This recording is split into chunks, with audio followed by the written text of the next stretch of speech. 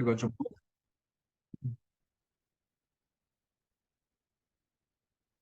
자, 먼저 자본 조달 방법을 좀 알아보도록 할게요. 우리가 자본주의 세상에서 회사를 운영하거나 이렇게 할 때, 늘 우리는 이제 자본이 필요하죠. 그래서 이 자본을 조달하는 여러 가지 방법들이 있죠. 그래서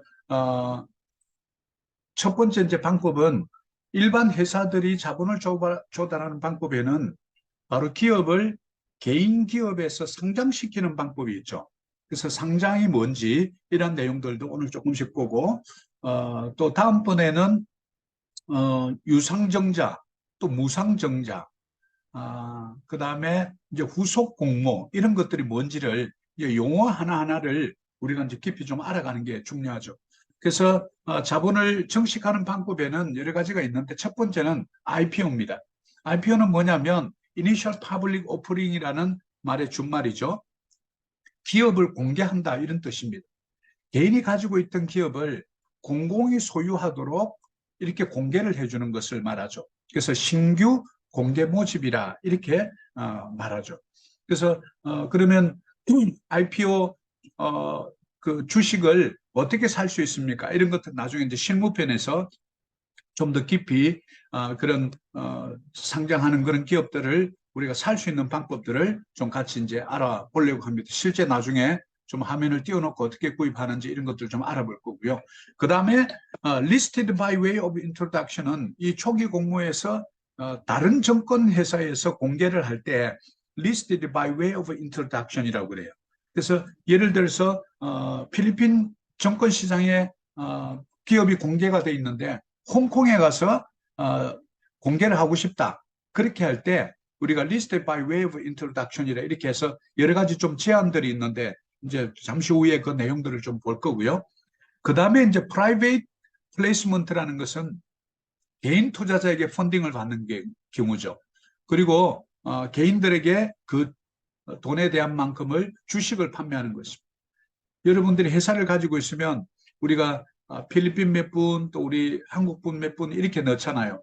대부분 우리가 이제 한국 분들이 하는 경우는 이제 6대 4로 이렇게 해서 한국 분 두 분 뭐 20, 20, 또 필리핀 분들 세 분 20, 20, 20 이렇게 하잖아요. 근데 이제 실제로 이제 기업을 공개를 하려면 기본적으로 뭐 개인 공모나 사모 같은 경우는 500명 이상의 주주가 있어야 된다든지 이런 조건들이 있어요. 그래서 우리가 너무 이제 틀에 박힌 것만 하다 보니까 이 법인 등록증 SEC 레지스트레이션을 봐도 별로 관심을 안 갖죠. 그래서 이제 그 내용은 이제 다음번에 한번 보도록 하고요. 그 다음에 백도어 리스팅, 그 다음에 탑업, 그 다음에 달러 화폐 증권을 통해서 또 워런트라는 이런 주권을 발행해서 돈을 좀 추가로 자본을 모집하는 경우, 그 다음에 헤지 펀드, 그 다음에 이제 정부나 기업들이 돈을 빌리는 거죠. 이거는 debt, 부채죠. 그래서 채권을 발행, 채권이라는 거는 어떤 정서를 하나 써주고 돈을 빌리는 거예요. 그래서 이자를 몇 프로 주겠습니다라고 해서 이제 fixed income이라고 그래요. 그래서 예를 들어서 5년 동안 빌리는데 매년 5%씩 이자를 주겠습니다라고 회사가 발행을 하면 일반 회사는 신용도가 없기 때문에 돈을 안 빌려주겠죠. 그러나 필리핀 스탁 익스체인지에 상장을 하게 되면 이제 신뢰성이라든지 수익성, 안정성, 성장성 이런 것들이 있기 때문에 은행들이 돈을 잘 빌려주죠. 그래서 이제 은행이라든지 또 증권회사, 투자회사, 이제 IB라 해서 인베스트먼트 뱅크 이런 데서 그 채권을 사서 돈을 이렇게 공급을 해주죠. 그래서 정부에서 이것을 발행하면 이거는 정부에서 한다 해서 government bond라고 그러고요. 그 다음에 회사에서 이것을 이제 발행을 하게 되면 회사채라 이렇게 이제 부르죠. 자, 구체적으로 한 번씩 이제 좀 들어가 볼게요. 자, 우리 이제 IPO가 뭐냐? 이제 이거부터 좀 알아보죠. IPO는 Initial Public Offering이라고 그랬죠. 그래서 먼저 일반 대중에게 기업이 발행 주식을 분산시키기 위해서 또 재무 내용 등을 실제로 이제 알리게 됩니다. 지금까지는 여러분 세무사만 알고 있던 내용을 이제 기업을 공개를 하게 되면 낱낱이 이제 회계장부를 오픈해야 됩니다. 만약에 이걸 오픈하지 않았다. 그럼 바로 성장 폐지가 되죠. 우리가 상폐라고 주로 얘기하죠. 그래서 만약에 그런 내용들을 주주들이 한 주를 가지고 있어도 여러분 주주예요. 그러면 이 주주들이 필리핀 스탁 익스체인지에 고발을 하게 되면 그 산하 기구가 있어요. 이것을 조사하는 그 기구에서 바로 그 기업의 조사를 나갑니다. 그래서 기업을 공개한다는 것은 장점도 있지만 단점도 있다. 요 근래에 예를 들어서 메트로 퍼시픽 인베스트먼트라는 홀딩 회사가 있어요. 메트로 퍼시픽이 바로 사우스톨, 노스, 엔렉스, 에슬렉스 이런 톨을 담당하고 있고 또 병원들을 담당하고 있는 그 기업인데요. 이 기업이 이번에 딜리스팅을 하려고, 딜리스팅이라는 거는 이제 상장 폐지를 하는 거죠. 그렇게 하려고 주식을 이제 이렇게 사들이거나 뭐 이렇게 이제 하는 거죠. 그래서 그렇게 해서 필리핀 정권거래소에 요청을 해서 우리가 상장 폐지를 하겠습니다. 라고 이렇게 해서 이제 주식을 사들이는 이런 이제 경우도 있죠. 그래서 이제 기업 공개는 예를 들면 최근에 기업 공개한 이제 회사 중에 피가로 커피라는 회사를 여러분 알 거예요. FCG라고 이렇게 이제 티크로는 FCG라고 쓰는데 피가로 커피숍 같은 경우도 이제 상장한 지 얼마 안 됐고요. 업선 인터내셔널이라고 해서 전자제품 이렇게 많이 파는 데 이렇게 있죠. 그런 데 하고요. 그 다음에 이제 올 연말쯤에 ICT라고 해서 인터내셔널 컨테이너 담당하고 있는 그 회사에서 아마 환경 관련된 기업을 IPO를 곧 할 것 같아요. 그리고 SM 기업에서 리츠를 기업 공개를 하려고 했는데 지금 여러 가지 이제 불확실성이 많아서 당분간 장기간 좀 연기를 좀 해놓은 상태고요. 그 다음에 글로버에서 지금 그 G캐시 그 회사를 지금 IPO를 기업 공개를 하려고 지금 준비 중에 있습니다. 연말쯤으로 생각하고 있죠. 그래서 이제 그 전에는 여러분 주식을 살 수가 없죠. 아무리 G캐시 앞으로 괜찮을 것 같은데 사고 싶어도 살 방법이 없는 거예요. 이게 기업 공개를 하게 되면 IPO 때 처음으로 여러분들 이제 살 수 있는 기회가 있는데 정권에서 계좌를 개설하시고 IPO를 정부를 띄워줍니다. 그러면 거기서 내가 몇 주를 사겠습니다라고 했을 때 확실하게 살 수 있는 것은 아니에요. 왜냐하면 이 정권 회사별로 이렇게 또 배분이 할당이 돼 있거든요. 그래서 이제 해당되는 것을 몇 주 살 수 있습니다라고 이제 나중에 알려주게 되죠. 그러면 이제 내가 몇 주 살 수 있구나라고 알게 되는 것입니다. 자, 이것이 이제 IPO. 그래서 이런 이제 개념만 잡으세요. IPO는 기업 공개하는 거다. 이렇게 이제 좀 생각하시고요. 자, 그다음에 이제 조금 전에 말씀드린 이 IPO하고 listing by way of introduction 뭐가 차이가 나느냐 이것을 이제 보면 이제 펀드를 이제 자금을 운영하는 부분에 있어서 신규 자금을 확보하기 위해서 기업 공개를 하는 부분이 있는데 listing by way of introduction은 그 신규 자금을 확보하기 위해서 신주를 발행하거나 그러지는 못하는 거예요. 기존에 있는 상장돼 있는 회사를 그야말로 리스팅 해주는 거거든요. 소개해서 해주는 거라. 그래서 IPO라는 방법이 있고 또 리스팅 by way of introduction 이렇게 소개를 해서 리스팅을 시키는 방법이 있다라는 것만 이제 알고 계세요. 그리고요, 또 주식을 통한 자본 조달은 왜 그러면 이 자금이 필요하냐 하면 주로 이제 새로운 영업을 하려면 자금이 필요하겠죠. 그 다음에 expansion, 확장. 기업을 좀 확장하거나 아니면 좀 지사를 민다노도 내고 세부에도 내고 싶다. 근데 자본금이 없을 때 우리가 주식을 이제 오프닝 하는 거죠. 또 자본을 우리가 이제 모집을 하는 거죠. 그 다음에 이제 카펙스에서 캐피탈 익스펜디처의 준말이에요. 그래서 우리가 나중에 캐시플로우를 이렇게 보게 되면 카펙스에서 자본적 지출이 이렇게 이제 investing cash flow라고 그러는 투자 현금 흐름표에 보면 카펙스라고 해서 캐피탈 익스펜디처가 나와요. 그러면 기업이 확장하기 위해서 이 자본금을 어디에다 투입을 더 할 것인가라는 항목이 바로 카펙스예요. 그래서 어떤 기업을 우리가 볼 때 카펙스가 전혀 없다. 그럼 미래를 위한 R&D라든지 투자를 안 하는 거죠. 그러면 의외로 다른 수익성은 좋게 나올지 모르지만 앞으로 미래 성장성은 우리가 조금 의심해 볼 수 있겠죠. 그래서 이제 이런 내용들을 이제 좀 볼 거고요. 그 다음에 이제 기업 인수, acquisition. 어떤 기업을 인수하고자 할 때 뭐 그냥 되는 게 아니죠. 그래서 이제 돈을 주고 사야 되니까 그 기업에 대한 평가를 하고 이제 엔터프라이즈 밸류에이션이라 그러는데 기업 가치를 이제 분석하는 방법도 나중에 제가 알려드릴게요. 그래서 나중에 우리 같이 이제 한번 해볼 거거든요. 자, 아얄라 랜드 한번 우리 기업 가치 분석해 봅시다. 이제 이렇게 하면 그러면 엔터프라이즈 밸류를 만드는 공식을 먼저 알아야 되겠죠. 그럼 공식을 알고 그다음에 거기에 들어가는 이제 구성 요소들을 어디 가서 찾는지를 알아야 되겠죠. 그래서 이제 그런 것들을 해보면 여러분 이 자본주의 시장이 다시 보여요. 왜냐하면 지금 이제 오늘 처음으로 공부하시는 분들은 제가 보는 걸 여러분들은 못 보거든요. 왜냐하면 저는 이렇게 그동안 고민하면서 많이 이렇게 시간을 보내면서 눈이 열린다 그러죠. 눈이 열리면 이제 금세 재무제표를 이렇게 보면 몇 분만 이렇게 보면 이제 한 20가지 정도 수치를 제가 바로 이제 분석을 해내죠. 그래서 이제 나중에 한 100대 기업 정도 중에서 특히 이제 필리핀 스탁 익스체인지에 등록되어 있는 30개 기업. 그래서 필리핀 주가 지수는 이 30개 회사를 가지고 주가 지수를 계산합니다. 나중에 주가 지수 계산하는 방법 이런 것들은 이제 좀 우리가 쑥 한번 훑고 넘어갈 거예요. 그래서 좀 그렇게 보시고요.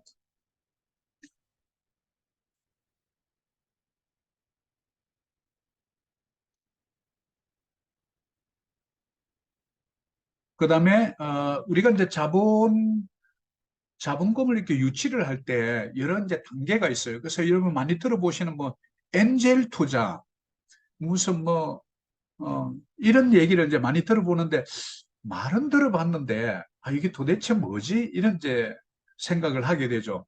그래서 벤처 캐피탈을 투자하는 단계가 보통 한 네 가지 정도 단계를 이렇게 나눕니다. 그래서 이제 어, 이런 부분들은 이제 벤처 캐피탈 회사에 취직을 하거나 이렇게 하면 이제 이런 것들을 기본적으로 배우게 되는데 깊이 있게는 뭐 모르더라도 우리가 캐피탈 투자를 받을 때 어떤 단계가 있구나라는 것은 여러분 이제 알면 좋은데요. 첫 번째 시드 라운드가 있고요. 그다음에 엔젤 라운드, 그다음에 벤처 라운드, 메자닌 라운드 이렇게 이제 네 단계로 보통 구분을 해요.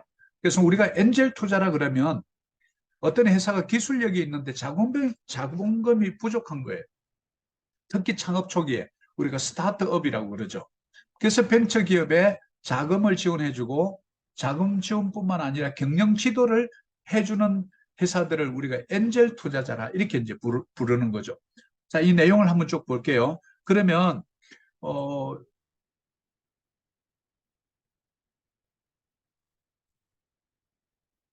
자, 이걸 조금 이렇게 키워보면 우리가 이제 컨셉하고 맨 먼저 리서치를 이렇게 할 때 우린 첫 번째 단계를 시드 스테이지라고 그래요. 시드가 뭐죠? 종자. 그러니까 맨 먼저 리서치하고 컨셉을 잡을 때 여러분 뭐가 필요해요? 리서치 하려면 다녀야 되잖아요. 막 설문조사도 해야 되고. 그죠? 그래서 이것을 시드 스테이지라고 부르고요. 그 다음에 비즈니스를 계획하는 단계에 오면 이제 그때부터 프로덕트 디벨롭먼트, 즉 제품을 개발할 때까지 이때를 엔젤 인베스터 단계라고 그래요. 그 다음에 첫 번째로 상업적인 어떤 거래를 하게 될 때 이게 이제 라운드 1A라고 그러고요. 그 다음에 완전히 이제 영업을 fully operation, 완전히 영업을 시작할 때는 이것을 라운드 1A, 그 다음에 기업을 확장할 때 라운드 2B, 라운드 3C 이렇게 나가고요. 그리고 나서 이제 이 기업을 상장해야 되겠다. 이때 되면 이제 라운드 3C에서 몇 잔인 단계로 넘어가는 거예요. 그래서 이제 스타트업 기업이 맨 먼저 시드 스테이지에서 엔젤 투자로 또 그다음 초기 단계에서 라운드 1A로 라운드 2B로 라운드 3로 이렇게 몇 잔인 단계로 이렇게 이제 투자를 받게 되는 거죠. 스타트업이. 그래서 이 단계들을 조금만 이렇게 좀 눈여겨 봐 놓으세요. 그리고 이게 벤처 캐피탈 투자를 받을 때 그래서 누군가 뭐 이렇게 여러분들 이야기를 할 때 엔젤 투자 그러면 일단 우리가 개념이 없으니까 우리는 그때부터 말을 안 하잖아요. 왜냐하면 뭐 잘못 말했다가 부끄럼 당하니까. 그래서 이제 그러면 뭐 우리가 캐피탈 투자 단계에서 좀 우리 초기의 단계니까 우린 시드 스테이지로 이런 리서치나 컨셉 잡는데 이런 비용이 필요합니다라고 하면 그 투자자가 볼 때 아니 돈을 빌리는 이사장이 이런 거에 대해서 굉장히 잘 아시는 분이구나 이렇게 이제 생각할 수 있겠죠.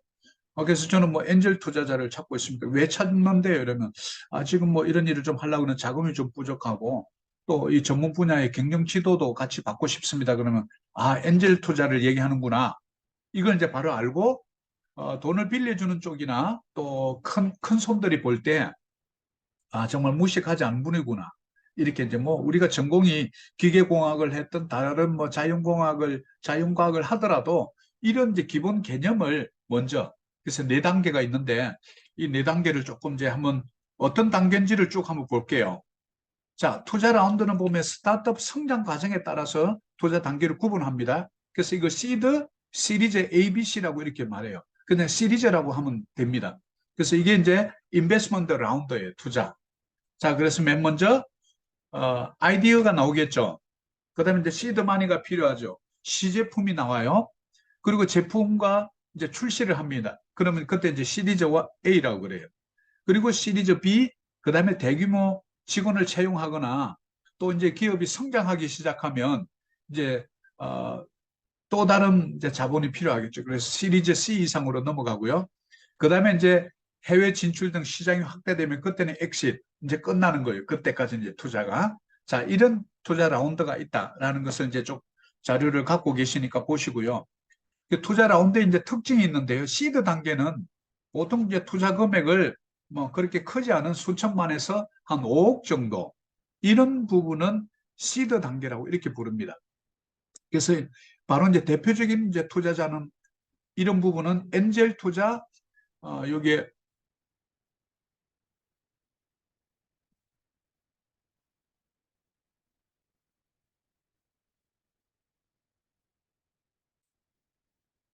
이 부분에 엔젤 투자, 액셀러레이터, 마이크로 벤처 캐피탈, 초기 전문 벤처 캐피탈 바로 이런 부분들에 이제 해당되는 게 바로 이 시드 단계예요. 그래서 뭐 여러 이제 오른쪽에 대표적인 벤처 캐피탈 회사들을 이렇게 좀 찾아서 넣어놨어요. 본 엔젤스 벤처 파트너스, 스프링 캠프, 뭐 롯데 엑셀러레이터 이런 이제 기업들이 이 대표적으로 벤처 캐피탈리스트들이에요. 그래서 여러분들이 앞으로 이제 뭘 할래 할 때 이제 돈이 어디 있습니까? 이런 소리 이제 하지 마세요. 이런 회사를 노크를 하라고요. 아셨죠? 우리 뭐 부모님도 돈도 없고 저도 돈이 없어가지고 못합니다. 여러분 아이디어만 있으면 돼요. 그리고 이런 회사를 찾아가면 지금 여러분들에게 투자하고 싶어서 줄 서 있는 이런 벤처 캐피탈 회사들이 이렇게 많다고요. 우리가 이 자본시장을 공부하지 않으니까 잘 모르는 거죠. 그 다음에 시리즈 A 단계는 뭐냐면 5억에서 약 50억 정도. 이런 것도 마찬가지 엔젤 투자자고 벤처 캐피탈리스트. 저도 사실은 전에 필리핀에 있는 그 BCSO하고 투자를 제가 받을 때 한국의 벤처 캐피탈리스트로부터 사실을 받았던 거예요. 그러다 보니까 이제 강남에 큰 손이 붙어가지고 이제 한 200억 정도를 제가 받을 수 있었는데 바로 시리즈 A죠. 약 기업이 수십억에서 200억 정도. 시리즈 A하고 B 사이죠. 저는 그래서 저는 이제 벤처 캐피탈 강남에 있는 벤처 캐피탈리스트로부터 그때 제가 투자를 받았거든요. 그래서 시리즈 A는 5억에서 한 50억, 그 다음에 B는 한 50억에서 200억 정도. 그러면 이제 오른쪽에 보면 소프트뱅크 벤처, 소프트뱅크 아시죠? 손정희 회장 일본에. 그 다음에 알토스 벤처, 그 다음에 LB 인베스트먼트, 한국 투자 파트너스, 포스코 기술 투자. 자, 이렇게 보시면 의외로 벤처 캐피탈리스트들이 굉장히 많다는 걸 여러분 알게 될 거예요. 우리가 일반적으로 이 자본시장을 공부하지 않으면 어떤 생각하냐면 은행 가서 돈 빌려야 된다는 생각밖에 못하는 거죠.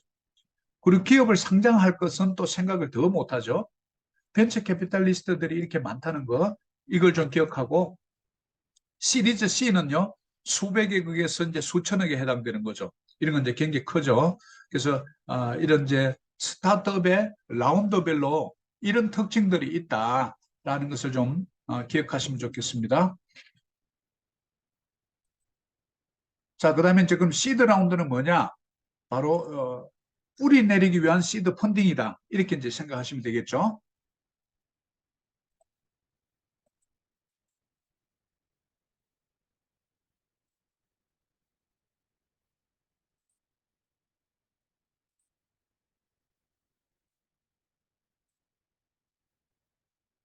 자, 그리고요. 또 한 가지 이제 이런 부분은 시드 라운드는 이제 쭉 한번 보시고 제가 오늘 만든 자료를 나중에 수업 마치고 나면 다시 보내드릴게요. 좀 많이 수정이 되고 또 제가 좀 자료들을 찾아서 넣어놨기 때문에 이런 내용들을 좀 보내줄 때 먼저 오늘은 좀 이해를 하는 단계로 그래서 스타트업 파이낸싱 사이클 지금 요 보시는 것처럼 어, value of debt 이게 뭐냐면 사망의 음침한 골짜기를 지날지라도 이제 처음이 제일 어렵잖아요. 뭘 해보려고 그러는데 뭐 시드마니가 있어야죠. 그래서 요, 첫 부분, 우리가 최초의 이 손익분기점까지 갈 때, 브레이크 이븐 포인트까지 갈 때, 이때가 사실 굉장히 어려운, 어, 사망의 음침한 골짜기, 우리 10편, 23편에 나오는 그 골짜기, 이걸 지나야 돼. 그리고 이제 early 스테이지를, first, second, third를 지나고, 이제 마지막 메자닌, 이제 메자닌에 대해서도 알아볼 텐데, IPO 가기 전까지, 바로 이 메자닌까지 일단 사례 버텨내는 거죠. 그 다음에 이제 엔젤 라운드는 엔젤 투자자들은 본인이 가지고 있는 돈을 벤처기업에 투자를 합니다. 그래서 벤처기업은 사업 계획을 믿고 시작 단계부터 동반 성장할 의사가 있는 엔젤 투자자를 만나는 게 중요합니다. 아, 그 내 관심 있는 분한테 투자해 줄게. 그리고 같이 성장해서 나도 좀 돈 벌고, 또, 그래서 주식을 뭐 30% 줘. 이런 식으로 이제 엔젤 라운드라고 그러죠. 자, 그 다음에, 그래서 이거는 참고로 보시고, 보통 이제 엔젤 투자자들이 요구하는 게 뭐냐면, 근데 나는 투자한 거에 10배를 벌어야 돼. 이거예요. 리턴 오브 10 times. 그러니까 이게 뭐 보통 일반 투자자 가지고는 힘들죠. 그리고 나 5년 안에 뽑아야 돼. 이제, 엔젤 투자자들이 가지고 있는 생각이 저렇구나. 이거 좀 기억하고요. 자, 잠시, 어떻게 여러분 따라오고 계시나요? 어, 네, 엔젤 투자자가 엔젤이 아니네요. 그래서 제가 엔젤에다 돈을 입혀놨잖아요. 그림에. 그래. 자, 혹시 이제 좀 질문이 있으면 그때그때 바로바로 그냥 우리는 행식에 묶여 있는 이런 교육이 아니니까 언제든지 질문해 주고요. 그래서 이제 단계별 투자 라운드를 이렇게 보면 좀 정리를 제가 한글로 된 자료를 좀 찾아서 투자 단계 시드 단계부터 해서 제가 이 자료를 다시 싹 드릴 테니까 한번 다시 프린트 하셔가지고 읽어보시고 그래서 이제 먼저 개념을 좀 잡으세요. 아, 어떤 내용이구나. 그래서 이걸 좀 잡고요. 그 다음에 이제 벤처 라운드. 펀드레이싱하고 투자하고 인큐베이팅하고 그다음에 어떤 자본을 이제 얻기 시작하고 그다음에 다시 이제 재분배하고 하는 이제 이런 과정들이죠. 그다음에 이제 네 번째는 메자닌. 메자닌 그러면 두 층 사이에 있는 중간층을 우리는 M층 또는 메자닌이라고 그래요. 아마 우리 김종인 집사님이 건축을 하시니까 메자닌 이렇게 잘 아실 텐데 이게 이탈리아 말이거든요. 그래서 메자닌 투자는 금융에서 채권하고 주식의 하이브리드 상품이다. 이렇게 기억하시면 돼요. 그래서 이제 메자닌 그러면 이제 CB라 해서 이제 전환사채 이걸 갖다 CB는 컨버티블 본드의 약자예요. 그래서 나중에 이제 이런 것들은 좀 BW 뭐 이렇게 이제 벤처 투자자들 이렇게 만나거나 이렇게 하면 어려운 말 되게 많이 씁니다, 여러분. 뭐 CB가 어떻고 뭐 BW 어떻고 이러면요. 일단 거기서 우리가 먼저 넉아웃이 돼버려요. 왜 뭔 말인지를 모르거든요.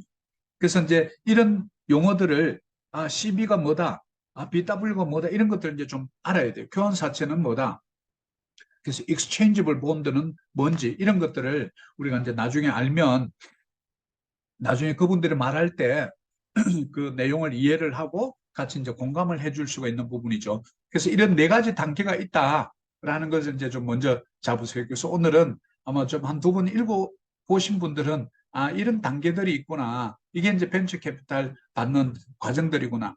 그 다음에 두 번째 아까 이제 IPO 다음에 백도어 리스팅을 여러분 많이 들어보셨죠? 혹시 백도어 리스팅이 이거다. 좀 이렇게 확실하게 좀 개념 잡고 설명해 보실 분이 좀 계시나요? 백도어 리스팅. 좀 우회로 등록한다 해서 예, 이미 뭐 상장된 회사하고 뭐 합병 이런 거 아닐까요? 예, 그래요. 자, 그 컨셉인데 우리가 이제 백도어 그럼 뭐예요? 뒷문. 뒷문. 예. 그 뒷문에서 리스팅을 한다 그런 이제 개념이죠. 영어 개념은. 그래서 이제 여기 오늘 공부하시는 분들은 다 우리가 이제 필리핀 땅에 또 오래 있었고 공부도 하셨고 하기 때문에 전부 우리 자본시장의 용어, 경제학, 경영학 이 모든 자료가 사실은 다 미국에서 건너와서 한국어로 번역된 거 다 여러분 아시죠? 그래서 원래 원어를 그대로 이제 여러분 아직까지 젊으시기 때문에 한글로 굳이 이렇게 막 번역을 해서 이해하려 하지 마시고 우리는 한글이 다 되기 때문에 그냥 백도어 리스팅이 뭐다 이렇게 컨셉을 잡아버려요. 그래서 제가 감사했던 게 한국에서 제가 뭐 공업계 기계 공고를 나오고 공대를 나오고 필리핀에 와서 제가 경영학을 산토 토마스 대학원에서 공부할 때 개념을 하나도 모르는 거예요, 저는. 왜냐면 한글로 경영학을 안 해봤잖아요. 그래서 저는 그때 영어로 그냥 통째로 원서를 보니까 그게 도움이 됐어요. 회계학도 처음으로 제가 접한 게 영어로 회계학을 접한 거예요. 왜 이 말씀을 드리냐면 이 영어로 나오는 백도어 리스팅, 그냥 백도어 리스팅이구나 이렇게 그냥 아시라고. 이걸 굳이 뭐 뒷문으로 상장이다 이렇게 생각하지 마시고. 자, 밑에 보면 뒷문을 통해 상장한다 이런 뜻인데요. 장외기업. 장외기업이라는 것은 상장되지 않은 기업을 말합니다. 상장되지 않은 기업이 상장기업과 합병을 할 때 이것을 우리는 백도어 리스팅이라고 그래요. 그래서 왜 그러냐면 나중에 이제 상장하는데 필요한 서류, 뭐 기간, 뭐 비용 이런 것도 공부해 보겠지만 사실 어마어마한 비용이 들어가거든요. 그래서 이제 제가 앞으로 이제 찾고 있는 기업들이 앞으로 이제 필리핀에 있는 한국 기업 중에 제가 3년에서 한 5년치 정도 전체 매출액 또 영업이익 또 여러 가지 기업의 본질 이런 것들을 잘 보고 상장할 수 있는 클래스가 있으니까 상장을 이렇게 이제 해드리려고 하는 이제 이런 꿈을 하나 가지고 있는 것도 왜냐하면 그 전체 상장하면 이 금액을 굉장히 크게 이 애널리스트들이 봤거든요. 컨설팅 회사들이. 그래서 이제 그런 기업들을 찾거나 또 필리핀에 상장돼 있는 기업들을 한국에 있는 자본이 들어와서 그런 기업들을 인수하기도 하고 그래서 이제 인수하는 방법에 적대적 인수가 있고 그다음 호의적으로 인수를 하는 경우가 있고 이제 여러 가지 이제 텐더 오프를 해서 아마 이렇게 좀 들어는 보셨을 거예요. 이게 이제 텐더 오프는 그야말로 텐더가 뭐죠?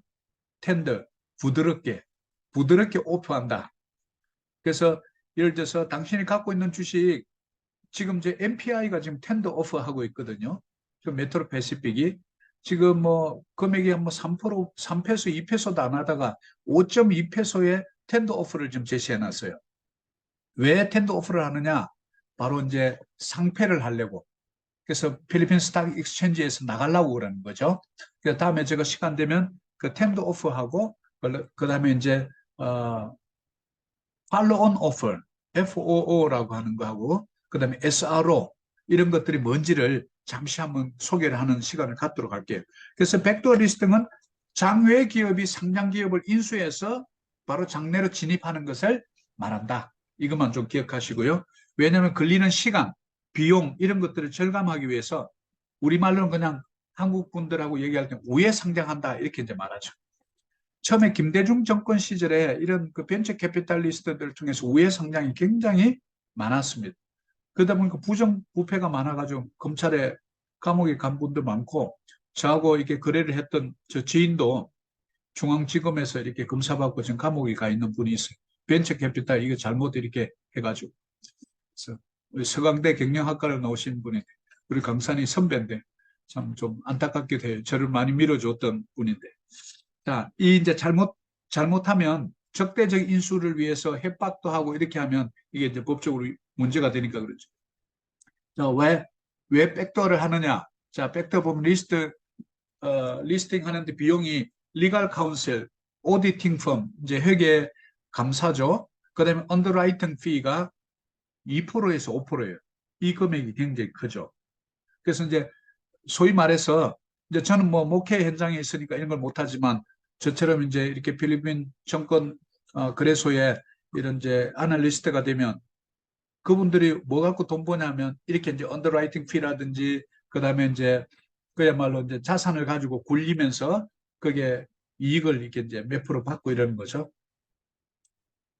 저는 뭐 그런 건 아직 못하니까 저한테는 뭐 묻지는 마세요.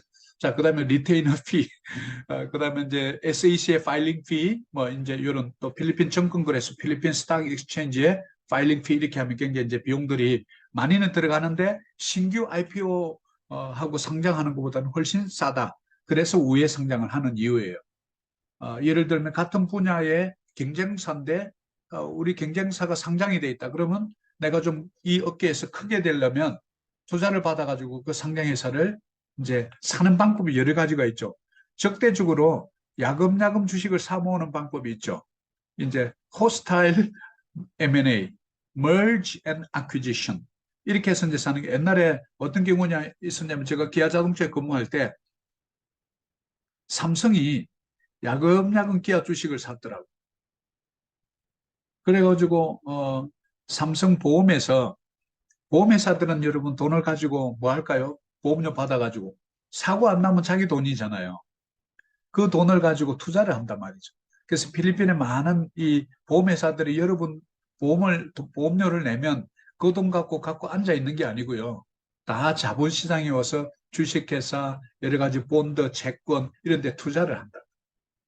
그래서 야금야금 모은 걸 나중에 기아자동차 알아가지고 이제 모든 회사 직원들이 우리 사주를 해서 월급을 뭐 20만 원씩 떼가지고 다시 우리가 뭐 직원들이 사고 경영권 보호한다고 그렇게 했는데 나중에 알고 보니까 현대가 엄청 산 거 있죠. 그래서 기아자동차가 현대를 넘어간 거예요. 참. 그래서 그때 우리가 얼마나 슬펐는지 몰라요. 우리 애사심이 또 강했잖아요. 우리 아버지 세대들이. 그래서 막 울고 우리 회사가 적에게 넘어갔다 이러면서 개나 소나 타는 소나타 회사가 먹었어 뭐 이러면서 우리 그때 막 울분을 토하고 젊은 시절 얘기입니다. 자, 그다음에 이제 워런트. 워런트가 뭐냐? 우리 워런티 그러면 보정 수리를 말해요. 그죠? 뭔가 보정을 해준다라는 것을 이제 그냥 감을 잡으세요. 자, 워런트는 일정 수의 주식을 정해진 가격에 살 수 있는 권리가 붙은 정권이에요. 자, 내한테 돈을 100만 원을 주면 1년 안에 만기가 되면 내가 돈을 줄 수도 있지만 그 안에 만약에 돈을 못 주면 우리 주식을 살 수 있는 어떤 금액에 살 수 있는 그런 권리를 주는 것을 말해요. 그래서 이제 여기 바로 이제 신주 인수권 부사채라 그럽니다. 이제 사채는 뭐냐면 돈을 빌리는 거잖아요. 돈을 빌리는데 그냥 빌리는 게 아니고 뭔가 정서를 써주죠. 그래서 나중에 돈을 이렇게 못 갚으면 우리 회사 주식을 살 수 있도록 하거나 주식을 인수할 수 있는 권리를 주는 거예요. 바로 그것을 우리는 워런트라고 그래서 이제 투자자에게 일종의 인센티브를 주는 거죠. 그래서 이제 차입자들, 즉 돈을 빌리는 사람들이 돈을 쉽게 빌릴 수 있도록 해주고, 그 다음에 또 돈을 빌려주는 사람들에게는 또 미래의 어떤 성장에 참여할 수 있는 이런 기회를 주는 것을 우리는 워런트라 이렇게 이제 말합니다.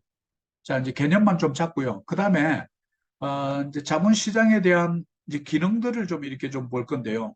자본시장 그러면 여러분 자본시장 그러면 우리 민국 집사님 자본시장 그러면 뭐가 생각나요? 자본시장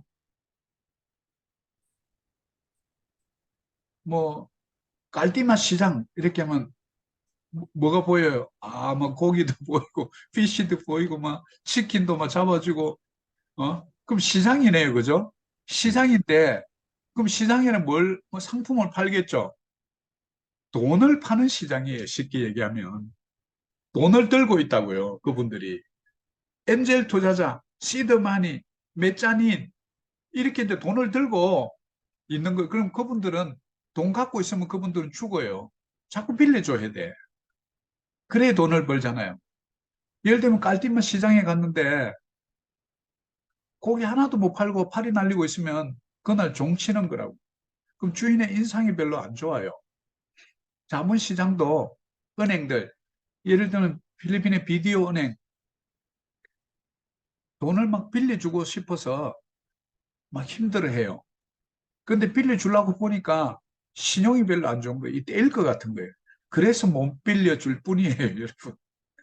그 은행 자체가 돈을 안 빌려주면 죽는 거거든요. 그래서, 우리가 생각을 이제 좀 바꿔야 된다. 어떤 생각을 바꿔야 되냐? 나에게 돈을 못 빌려줘서 세상 말로 환장한 회사들이 되게 많구나. 이렇게 생각을 좀 바꿔 먹어야 돼. 누가 나한테 돈 빌려주겠어? 이런 생각을 이제 좀 하면 안 돼. 왜? 돈을 안 빌려주면 은행도 망한다니까요. 그것을 우리 이제 뒤에 이제 한번 볼 건데, 돈을 그렇게 안 빌려주면 돈 가지고 뭐 해요? 취급준비금이라 해서 리저브를 해서 필리핀스 방코 센트랄랑 필리피나스 BSP에다가 돈을 몇 프로 넣어놓고 8%, 10% 이렇게 이제 정해져 있는 지급 준비율이 나라마다 다릅니다. 그럼 10% 그러면 100만 원을 여러분이 은행에 비디오에 맡기면 10만 원만 떼놓고 90만 원 가지고 그걸 론을 시켜야 돼요. 그래서 예금과 대출의 차액이다 이래서 예대 마진이라고 그러는데 그 마진 가지고 은행 직원들 월급 주고 또 기업이 이제 성장해 가는 거죠. 그래서 이제 자본시장 그러면 돈을 갖고 있는 시장이다. 이렇게 그냥 뭐 원래 그게 캐피탈 마켓이라는 게 원래 그 개념이에요.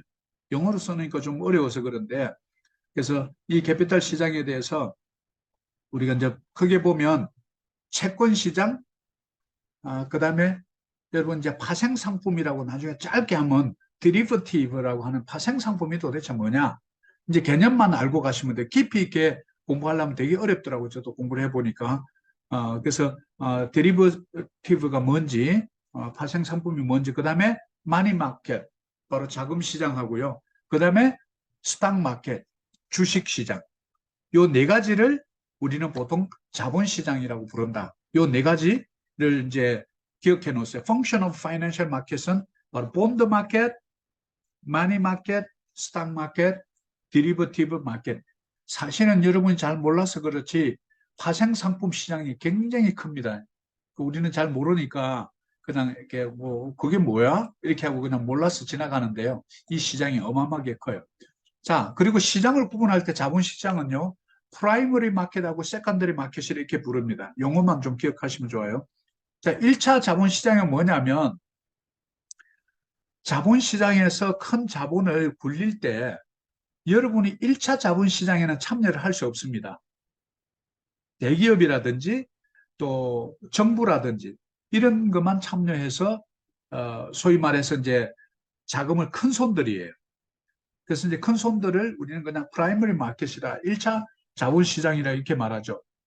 그래서 1차 자본시장 프라이머리 마켓이 있고 그다음에 세컨다리 마켓이 있다. 바로 이 세컨다리 마켓은 저와 여러분이 참여할 수 있는 시장이에요.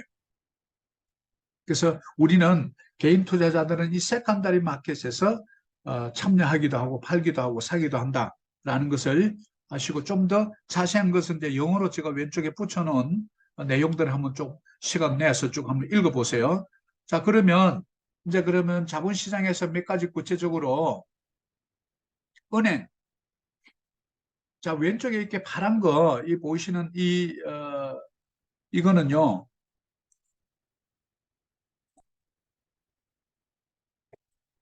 자, 요, 요 내용, 이 영어로 돼 있고 아주 쉽게 돼 있는 내용은 여러분 밑에 보면 인베스토피디아라는 게 있죠. 그래서 여러분, 웹사이트에 들어가서 인베스토피디아를 많이 활용해서 이런 자료들을 찾으시면 굉장히 정확한 정보고 우리가 이 공부를 할 때도 보니까 투자사에 투자은행에 다 전문가들이 이런 인베스토피디아 이 자료들을 많이 활용하는 걸 봤어요. 그래서 그림과 함께 아주 쉽게 요약을 해놨죠. 자, 뱅크가 뭔가요? 우리 준규 형제 한번 이 좀 한번 읽어볼까요? 짧게. 영어로 돼 있는 것만 짧게 한번 읽어볼까요? 어떤 내용인지? 네, financial institution licensed to receive deposit and make loans. Banks may also provide financial services such as the wealth management, currency exchange, and safe deposit boxes. 네. 자, 우리가 지금 하고 있는 일을 그냥 이렇게 간단하게 이 financial institution이라고 그러는 이제 이런 이제 자본시장의 어떤 기관을 말하죠. 그래서 우리가 보통 뭐 큰 손이다 이렇게 보통 얘기하면 누가 큰 손일까요? 우리 뭐 이 주식시장에 큰 손, 그다음에 큰 손, 개미 뭐 이렇게 이제 말하죠. 그럼 큰 손들이 누구예요? 큰 손.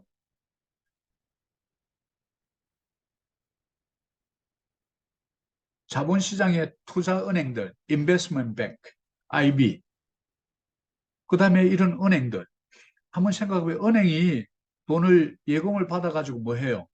첫 번째 대출. 대출해서 지금 6.5% 이렇게 7% 받잖아요. 비디오 같은 경우. 그 여러분 돈 입금해 놓으면 얼마 나와요? 1%도 안 되고 거기다 25% 인컴 위드홀딩 텍스 바로 떼고 나머지 줘요. 예대 마진이요. 5% 정도 납니다.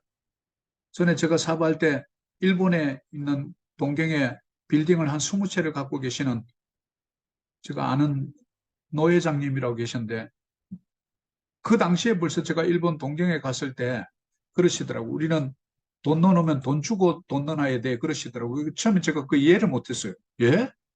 아니, 은행에 돈 넣으면 이자 안 줘요. 그러니까 이자가 마이너스요. 그러길래. 난 그 개념을 그때에도 몰랐어요. 마이너스라는 건 내가 돈을 주고 돈을 맡겨야 된다. 그 필리핀에 와서 필리핀 이자가 몇 프로야? 그래서 제가 그 당시에 6%에서 7%입니다. 그랬더니, 이야, 일본에 있는 돈 다 빼와가지고 여기 넣어놔야 되겠다. 그러시더라고요. 그때에도 이 개념을 제가 잘 몰랐어요. 예대 마진에 대한 개념. 그래서 이 은행은 돈을 예금하고 대출하고 그다음에 환전하고 여러분 환전 수수료가 만만치 않습니다. 그런 것들이 모든 게 다 수익이에요. 그리고 은행마다 여러분 다 투자회사가 있다는 거 아세요? 은행마다 인베스트먼트 디파트먼트가 따로 있어요. 돈을 대출해주고 남는 돈을 그렇다고 뭐 대출을 억지로 막 갖다 맡길 수는 없잖아요. 그럼 그 돈을 가지고 뭐 하냐면 투자회사들이 채권에 투자하고요. 그 다음에 그 돈 가지고 좋은 배당금도 나오고 성장 가능한 주식회사에 투자를 하는 거예요. 그래서 이제 그때 바로 이 Certified Security Specialist들을 고용해가지고 그 일을 맡기는 거예요. 너는 100 million, 너는 200 million 이렇게 돈을 맡겨서 이제 그런 분들이 돈을 이제 돌리면서 이익을 만들어내는 거죠. 그러다 보니까 여기 있는 우리 개인 투자자들하고 그렇게 좀 큰 돈을 돌리는 분들하고 애널리스트들하고 좀 많이 틀려요. 이제 펀드 매니저들은 실적을 내야 되잖아요. 회사 직원이니까.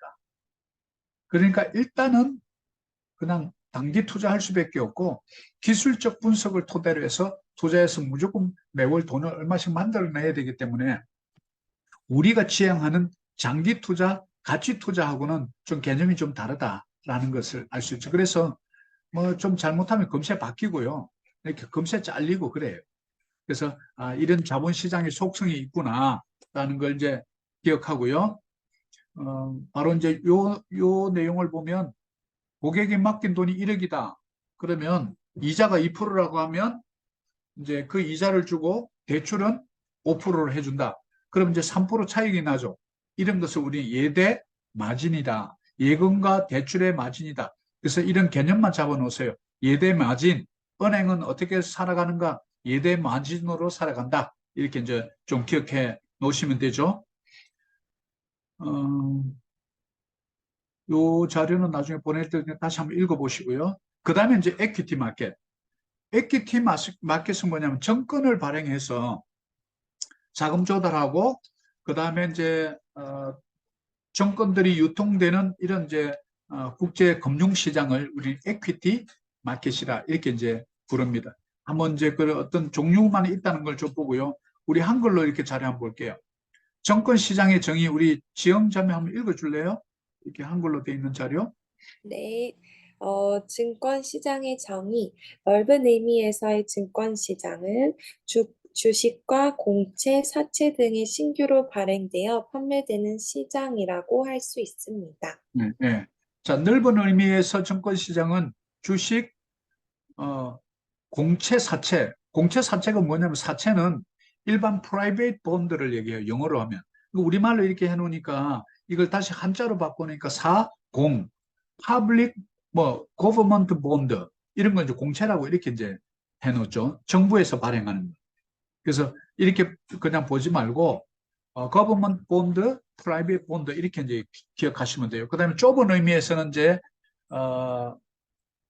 정권만 매매가 가능한 유통시장, 이제 스탁 마켓, 또 세큐리티 마켓, 채권 시장 이런 것들을 이제 그러면 여러분 주식 사려면 어디서 사요?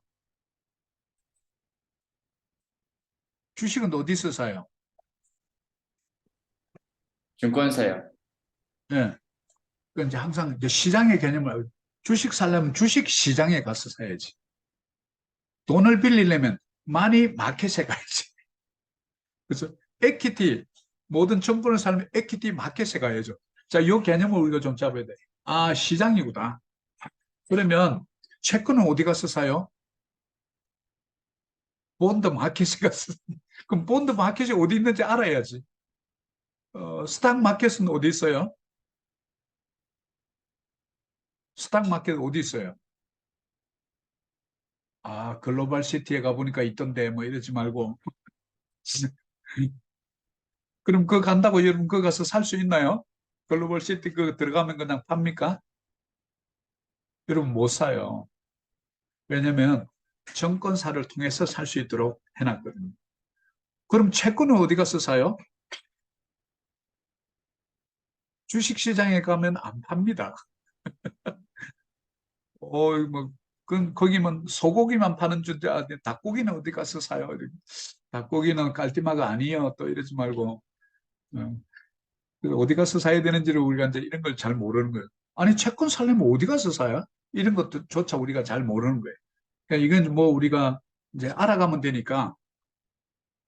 자, 그 다음에 자본시장 중에 채권, 이걸 이제 픽스드 인컴이라고 그래요. 정해진 기간에 투자금을 회수할 수 있고 일정한 기간에 주기적으로 정한 그런 율로 약정금을 받을 수 있다. 이렇게 이제 말하죠. 이것은 이제 우리는 채권이라고 해요. 그래서 국가에서 발행하면 뭐죠? 국채. 지방정부가 발행하면 지방채. 기업이 발행하면 회사채. 이제 이런 것들을 좀 기억하면서 회사에서 발행은 그럼 아무나 회사에서 할 수 있나요? 일반 회사도 신용이 좋으면 그리 해줄 수 있겠죠. 그러나 상장 기업들에 한해서 이런 회사채를 발행할 수 있도록 해주는데 회사채도 그냥 발행하는 게 아니고 정권거래소에 신고하고요. 되게 해야 될 일이 많습니다. 왜냐하면 이 회사의 재무제표를 보고 갚을 수 있는 돈인지 어떻게 갚을 것인지에 대한 이런 것들을 다 보고하고 승인을 해줘야 회사채를 발행할 수가 있어요. 그래서 우리가 모르고 이렇게 전체를 그냥 외모만 이렇게 외양만 보면 어리숙해 보이는데 되게 스트릭합니다. 이 자본시장만큼. 왜냐하면 미국의 제도를 그대로 가지고 왔거든요. 그래서 서류도 그렇게 많고요. 그래서 잘 모르셔서 그렇지 정권회사 이런 내부적인 사람들 이렇게 만나보면 저 친구도 그 정권회사에 있던 친구 만나보면 이 친구는 막 늘 머리 아파해요. 그렇게 뭐 필요한 서류들 정권거래소에 갖다 줘야 되는 서류, 신고해야 되는 서류 그렇게 많아요. 왜? 그렇게 안 하면 사고가 나거든요. 자본시장에서. 그래서 특별히 법적으로 굉장하게 엄격하게 규제가 되고 있는 것이 특히 자본시장이다. 필리핀도 그것은 예외가 없다. 이렇게 좀 생각하시고. 자, 우리 1시간 좀 넘었는데 한 5분만 우리 잠시 좀 브레이크 타임 가질까요? 화장실도 갔다 오시고 물도 좀 마시시고 5분 네. 동안만 잠시 좀 브레이크 타임 가질게요. 네.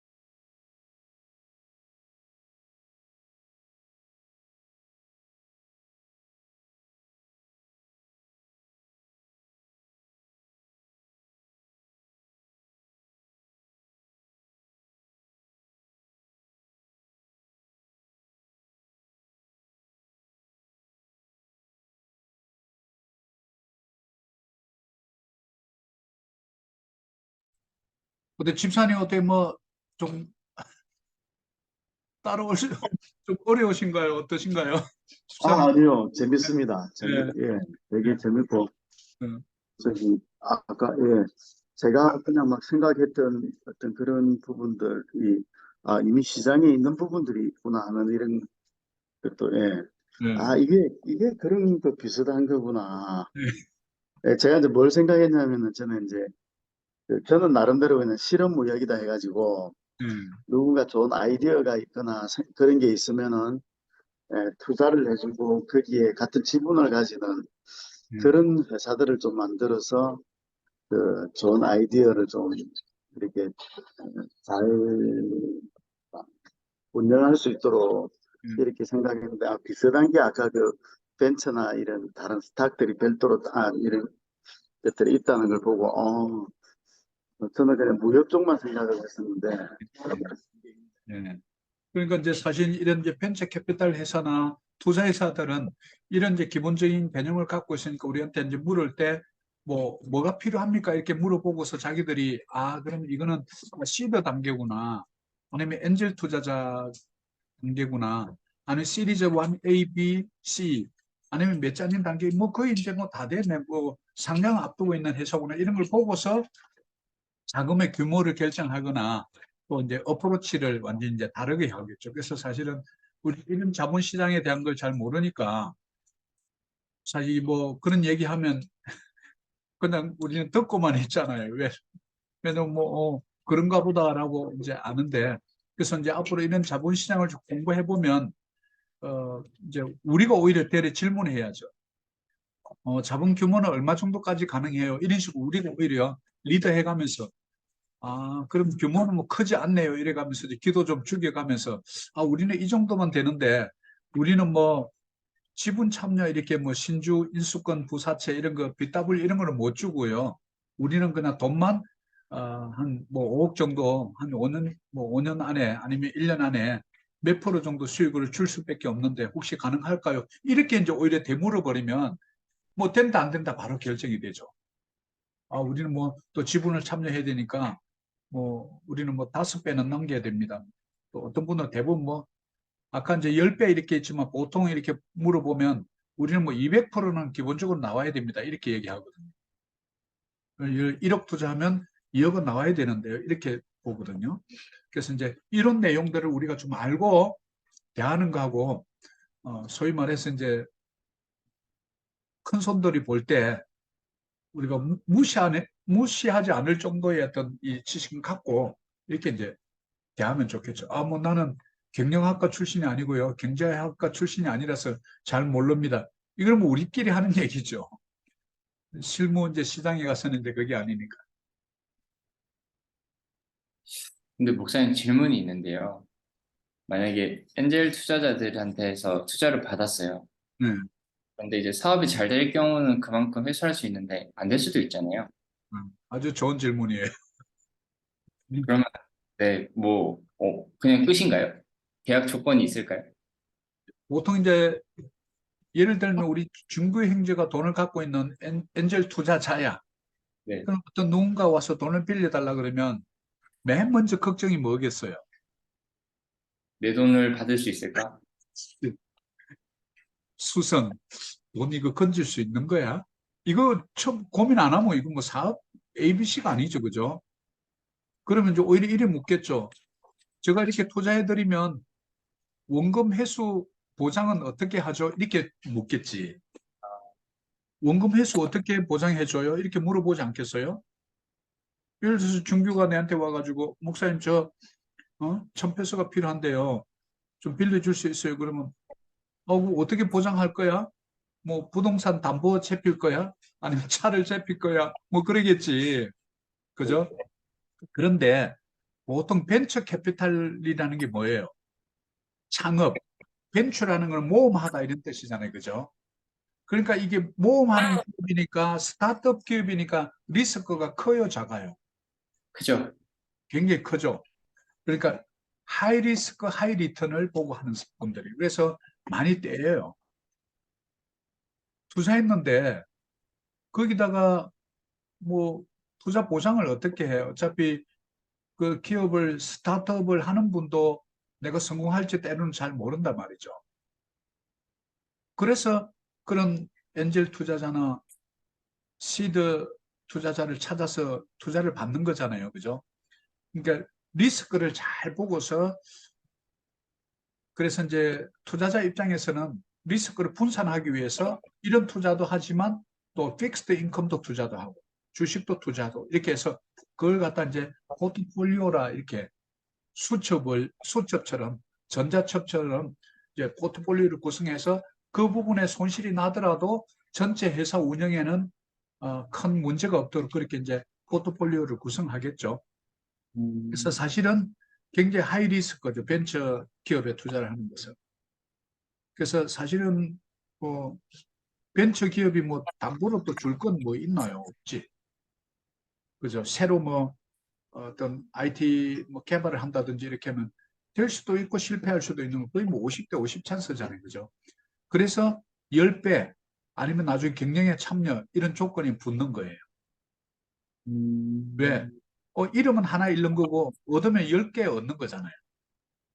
그래서 기본적으로 그냥 10배, 그럼 나중에 이제 주식을 받는다든지 아니면 주식이 1페소짜리가 10페소 되면 10배 뛴 거잖아요. 그럼 주식을 줘. 이렇게 해서 그 리커버를 해서 10번 해서 손해봤다가 한 번만에 리커버 하는 거잖아요. 그죠? 그래서 하이 리스크, 하이 리턴이다. 그런 시장에 이제 특징이 있다라는 걸 기억하고요. 자, 그 다음 픽스드 인컴.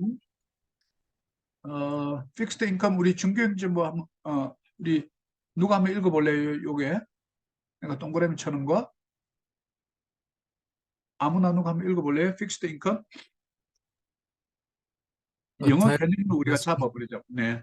security that pays the investor a fixed amount on a fixed schedule. 네. The type of investment security that pays the investor fixed amount on fixed schedule. 우리가 이제 이거 채권이라고 그래요. 나중에 채권에 쿠폰 레이트가 뭔지 이런 것 좀 알아볼 거예요. 쿠폰이 뭐지? 이런 건 이제 좀 채권 깊이 있게 할 때 그때 또 볼 거예요. 그래서 이 고정 수입, 이 픽스드 인컴이라 되어 있는 것은 고정된 금액을 지불하는 거예요. 예를 들면 요번에 보니까 아이알란가 어딘가 기업에서 보니까 이 회사채를 발행을 하더라고요. 그러면 몇 프로? 6%의 5년 만기, 이게 이제 머추리티라 그러거든요. 5년 만기 쿠폰 레이트 5% per annum. 그 다음에 지급은 뭐 end of the year 이렇게 딱 해서 나와요. 그러면 그걸 사면 매년 이자를 지급을 하죠. 그리고 맨 마지막 5년 만기 머추리티가 되는 마지막 만기 연도 달에는 그 원금하고 플러스 5%에 대한 이자를 이제 리턴을 하죠. 그러면 이제 그 계약이 끝나는 거예요. 그래서 이런 이제 채권 시장도 되게 재밌으니까 여러분 나중에 이제 이 공부를 하고 나면 여러분 일부 돈도 채권에다 투자를 나중에 이제 좀 해보세요. 나중에 이제 어디서 사는지 제가 가르쳐 드릴게요. 자, 이게 이제 채권 시장이다. 이렇게 좀 기억하시고요. 자, 그 다음에 그럼 채권은 어디서 사느냐? 바로 답이 나오네요. 필리핀 딜링 시스템. 자, 트레이드 인 필리핀 거버먼트 세큐리티 앤 코퍼레이트 본드. 자, 정부채하고 여기 나오죠.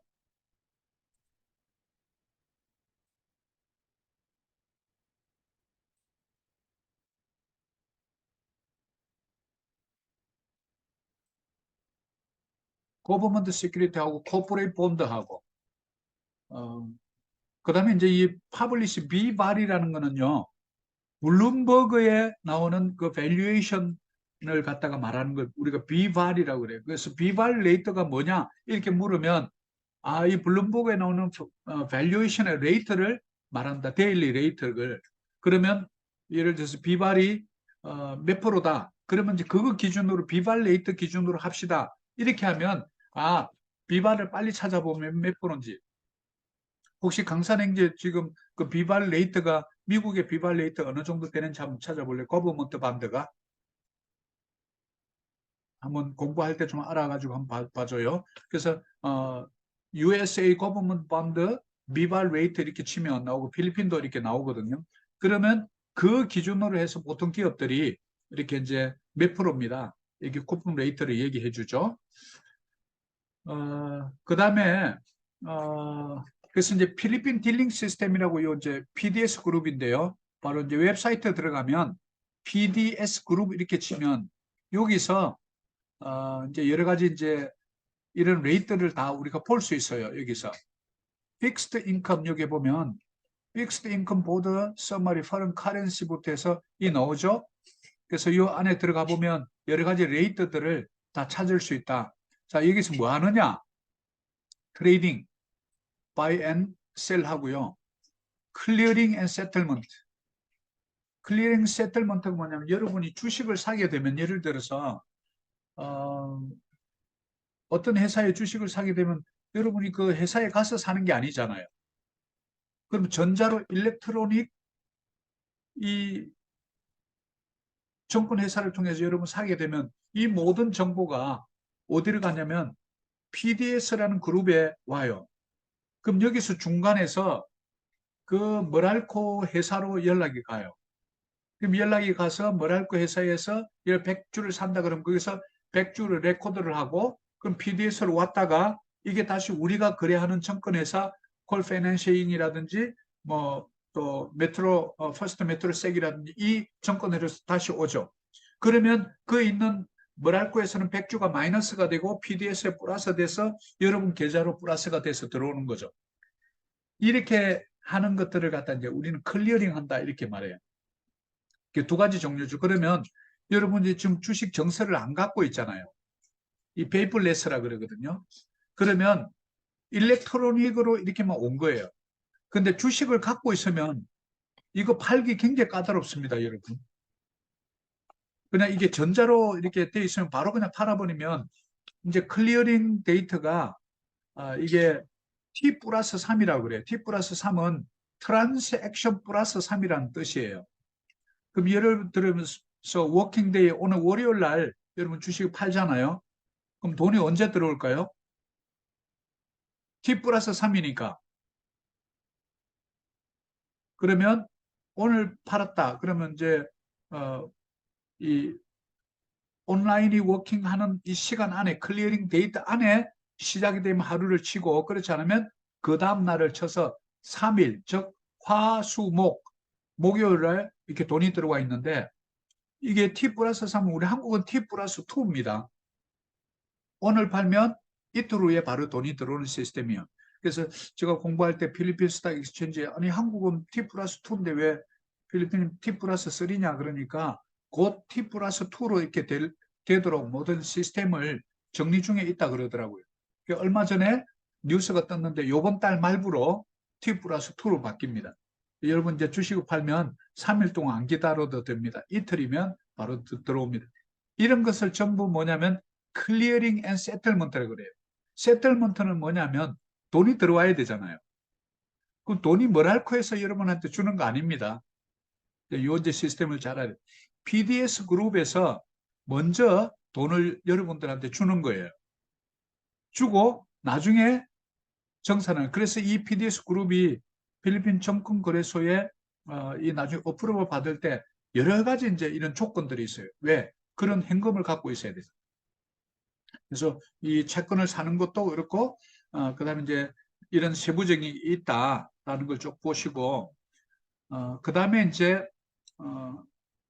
단기 금융, 이 마니마켓은 우리가 이제 단기 금융이라 그래요. 왜? 기간이 짧다는 거죠. 그래서 자금시장은 단기 금융시장이라고도 부르는데, 일시적인 자금 수급의 불균형을 맞추기 위해서 활용하는 걸 말합니다. 그래서 만기 1년 이내의 금융 상품이 거래되는 시장이다. 이렇게 보시면 되죠. 이런 거 우리는 콜 시장 또는 한국은행에서 판매하는 환매 조건부 매매 시장 이렇게 뭐 불러요. 그 다음에 기업 어음 시장 이런 건 다 1년 미만을 말합니다. 그래서 이것을 우리는 마니 마켓이다. 이렇게 이제 부르는 거죠. 그래서 단기 금융 시장을 말한다. 자, 기억하시고요. 그래서 이제 영어로 이렇게 한번 보면 우리는 영어로 보면 더 쉽죠. 자, 그 다음에 누가 한번 이걸 읽어줄래요? 마니마켓? 아무나 그냥 뭐 마음에 확 오는 분이 그냥 읽으시면 돼요. The money market involves the purchase and sales of large volumes of very short-term debt products such as overnight reserves or commercial paper. 예, 답이 다 나와 있죠, 그죠? 아, 마니마켓은 이거구나. 왜냐면 우리가 어차피 여기서 필리핀의 어떤 주식을 사거나 본드를 사거나 이렇게 하면 다 영어로 봐야 되기 때문에 다 뭐 정권 거래소 다 영어로 돼 있기 때문에 그냥 마니마켓은 아주 그 짧은 기간에 쇼텀 뎃 단기 금융을 이용하는 것이구나. 그러면 오버나이트 하면 뭐예요? 오늘 밤에 당장 이렇게 맞춰야 되는 이런 것들 이제 유보금, 리저브, 그다음 커머셜 페이퍼 이런 이제 기업 이런 시장들이 바로 해당이 된다라는 것을 알 수 있죠. 그래서 마니마켓은 1년 미만의 단기 시장이다. 이런 것도 이제 개념을 좀 잡고 가면 되죠. 그 다음에 외환시장이 있죠. 자, 외환시장. 외환시장은 뭐 우리가 너무 잘 아니까 외국 달러 또는 외국 돈이 수요와 공급이 이루어지는 시장을 이제 외환시장이라고 그러죠. 요즘 이제 많은 분들이 이제 카런시 트레이딩 해가지고 외환 거래를 통해서 트레이딩을 하는 이런 분들이 있는데 이런 게 다 사실 보면 다 단기 기술적 투자를 기본으로 해서 다 뭐 이동 평균선 보고 추세 보고 이런 거 보고 하는 건데 굉장히 리스크가 크겠죠.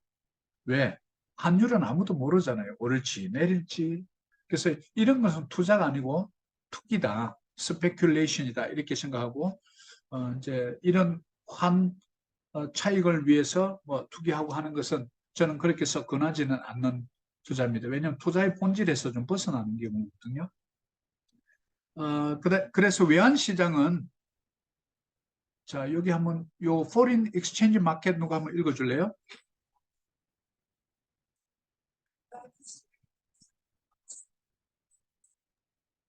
on over-the-counter marketplace that determine the exchange rate for global crisis. 예.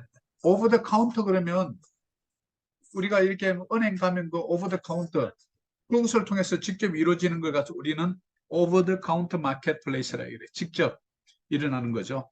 그래서 외환시장에는 외환의 수요와 공급이 이루어지는 시장을 말하는데 주로 이제 수출, 수입, 그다음에 또 해외 투자에 굉장히 이제 필요하죠.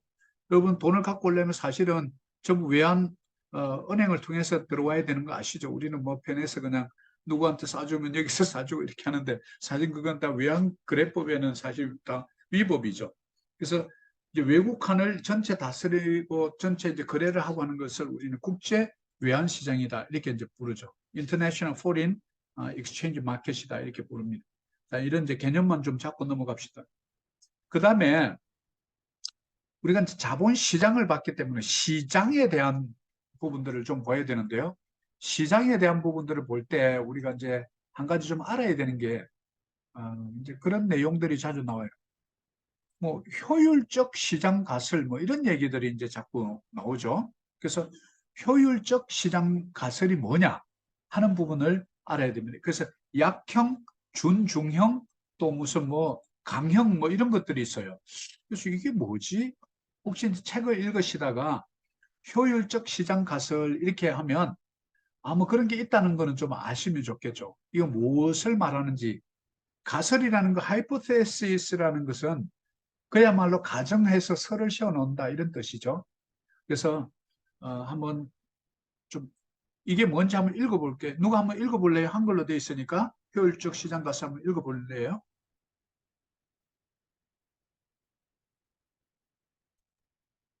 효율적 시장 가설이란 금융 경제학에서 모든 시장 참여자가 완벽한 정보를 가지고 있을 때 자산 가격이 균형에 도달한다는 가설이다. 네, 자 거기까지만. 자, 효율적 시장 가설이 뭐냐면 efficient market hypothesis라는 것은 예를 들어서 PLDT에 대한 필리핀 long distance 우리 PLDT 이제 스마트폰이라고 소위 말하는 원래 회사 이름은 이제 PLDT죠. 그래서 이제 TIC는 TEL이라고 그러는데 이 텔에 대한 모든 정보를 저와 여러분이 다 같이 갖고 있다면 그 PLDT의 가격은 일정한 가격일 것이다라고 가설을 세우는 거예요. 왜? 여러분이 모든 재무제표를 다 갖고 있단 말이죠. 그리고 페어 발류를 적정 가치를 여러분들이 잘 알고 있어요. 그래서 적정 가치를 딱 계산해 보니까 예를 들면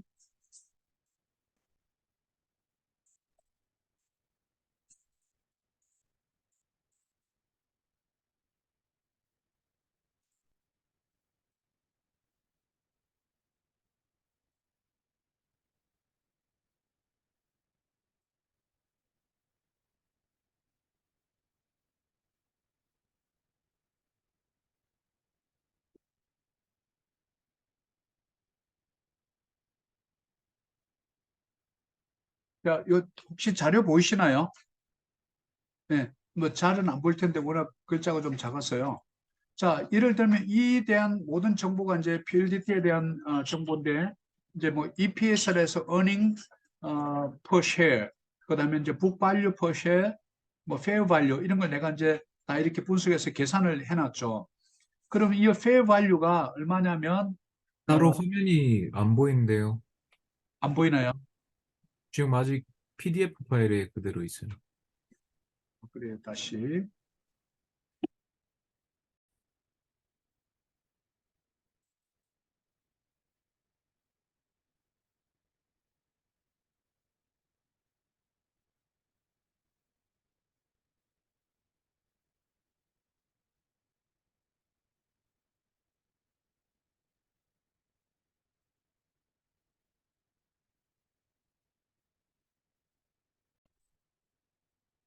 이제 보이나요? 네. 자, 여기 보면 이런 정보를 우리가 다 가지고 있다고 생각해봐요. 그러면 PER이 얼마인지, 프라이스 투 북 밸류가 얼마인지, 디비던드 레이트가 얼마고, 또 자기 자본이 얼마고, 총 부채, 그다음에 이제 데트 에퀴티 레이쇼에서 이제 부채 자본 비율이라 그러죠.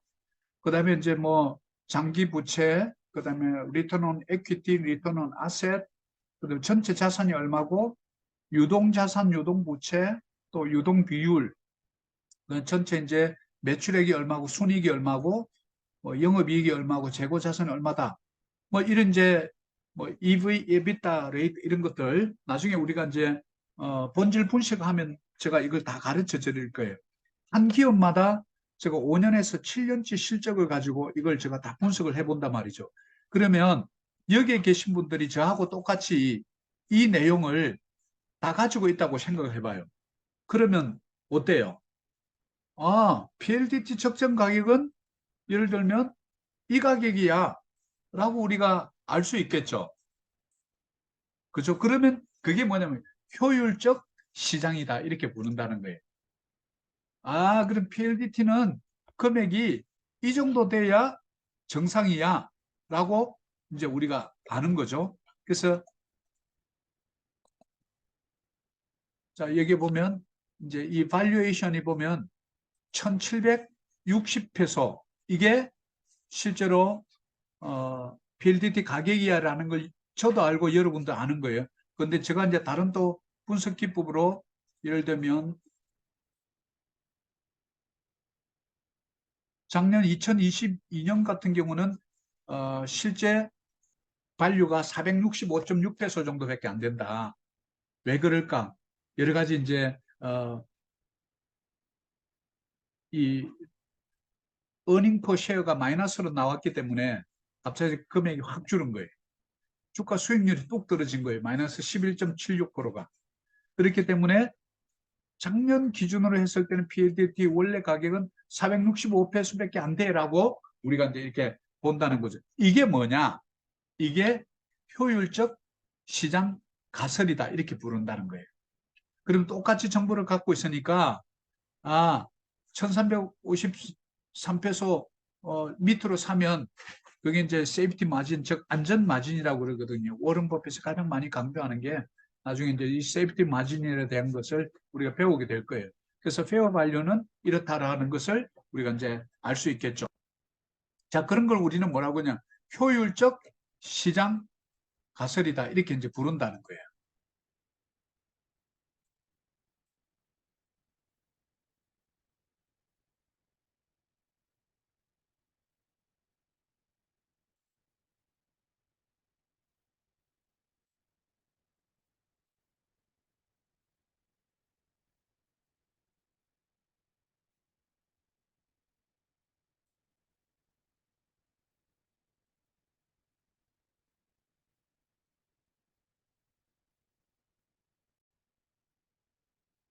자, 그게 이제 효율적 시장 가설이다 하는 거 하고요.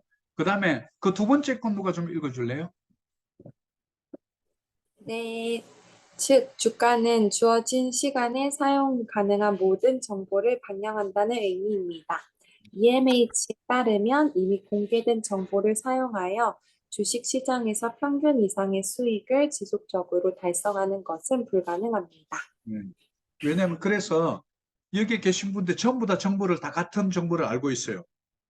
그러면 내가 돈 벌 수 있어요, 없어요? 이미 금액 그 다 아는데. 그러면 예를 들어서 1300페소가 페어 발류다 그러면 그 밑으로 떨어지면 여러분이 살 것이고 그 위로 올라가면 팔겠죠, 그죠? 그럼 여러분이 그 생각하면 저도 생각해요, 안 생각해요?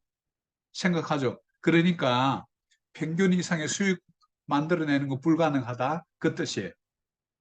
그 다음에 EMH라는 거는 Efficient Market Hypothesis를 줄여서 하는 말이에요. 맨 밑에 마지막 거 누가 좀 읽어줄래요?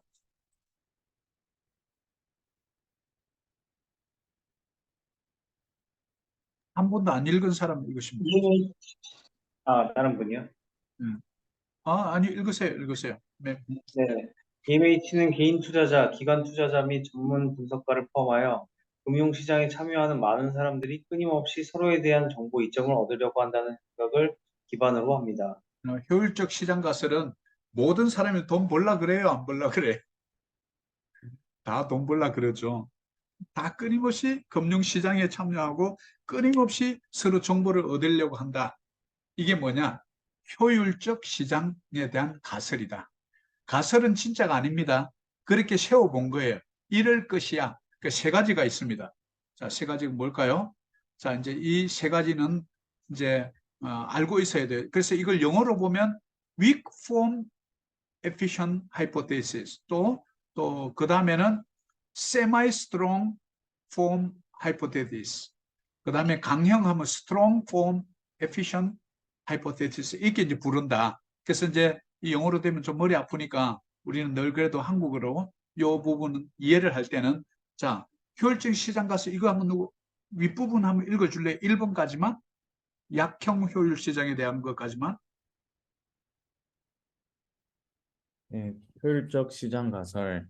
어떤 회사의 주식 가격은 관련된 모든 정보가 실시간으로 반영되어 거래된다는 이론. 네. 1. 약형 효율 시장. 현재 주가는 해당 회사의 과거 정보가 완전히 반영된 상태. 즉, 과거의 데이터는 있지만 현재와 미래에 대해서는 데이터가 아직 반영되어 있지 않은 상황. 네, 오케이. 조금 전에 제가 PLDT에 대한 분석해 놓은 거 한번 보여드렸죠. 엑셀 차트. 자, 그 자료는 어떤 자료를 기준으로 해서 제가 만들었을까요? 과거. 제가 이제 PLDT 같은 경우는 거의 한 8년에서 한 10년 정도까지 자료를 제가 2022년까지 자료를 그동안에 쭉 모아놨던 자료를 가지고 이제 분석을 제가 한 40개 정도 틀을 가지고 제가 만들어 놓은 자료예요. 나중에 이제 이걸 할 수 있도록 제가 이제 가르쳐 드릴 거예요. 그래서 이 자료는 과거의 데이터 이미 나와 있는 재무제표 속에서 자료를 가지고 나온 것이다. 그래서 이것을 약형 효율 시장이다. 근데 현재 즉 2020년 작년까지는 영업 보고서가 있지만 올해는 전체 4분기까지 영업 보고서는 없고요. 퍼스트 쿼터, 세컨드 쿼터 6월 달까지는 영업 보고서가 다 상장 회사들은 다 나와 있습니다. 그 필리핀 스탁 익스체인지에 들어가면 엣지라는 게 있어요. EDGE. 엣지에 들어가면 그때그때 분기별 실적 발표한 내용들이 나오게 되죠. 그래서 아직까지 올해는 2023년도는 실적이 반영되지 않고 또 내년도 우리는 이제 forward라고 그러는 forward financial statement라고 그러는데 2024년도에 대한 것은 우리가 모르죠. 그래서 현재와 미래는 반영되지 않고 과거 시장을 기반으로 해서 반영됐다 해서 이거는 약형 효율 시장이다 이렇게 부르는 거예요. 자, 그 다음에 2번 준강형 효율 시장 누가 한번 읽어줄래요?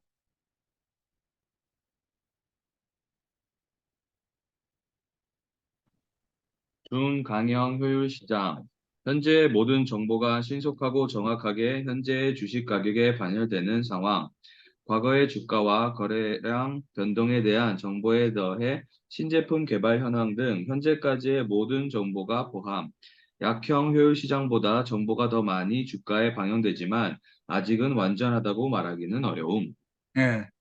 자, 현재 모든 정보가 신속하고 정확하게 주식 가격에 반영된다.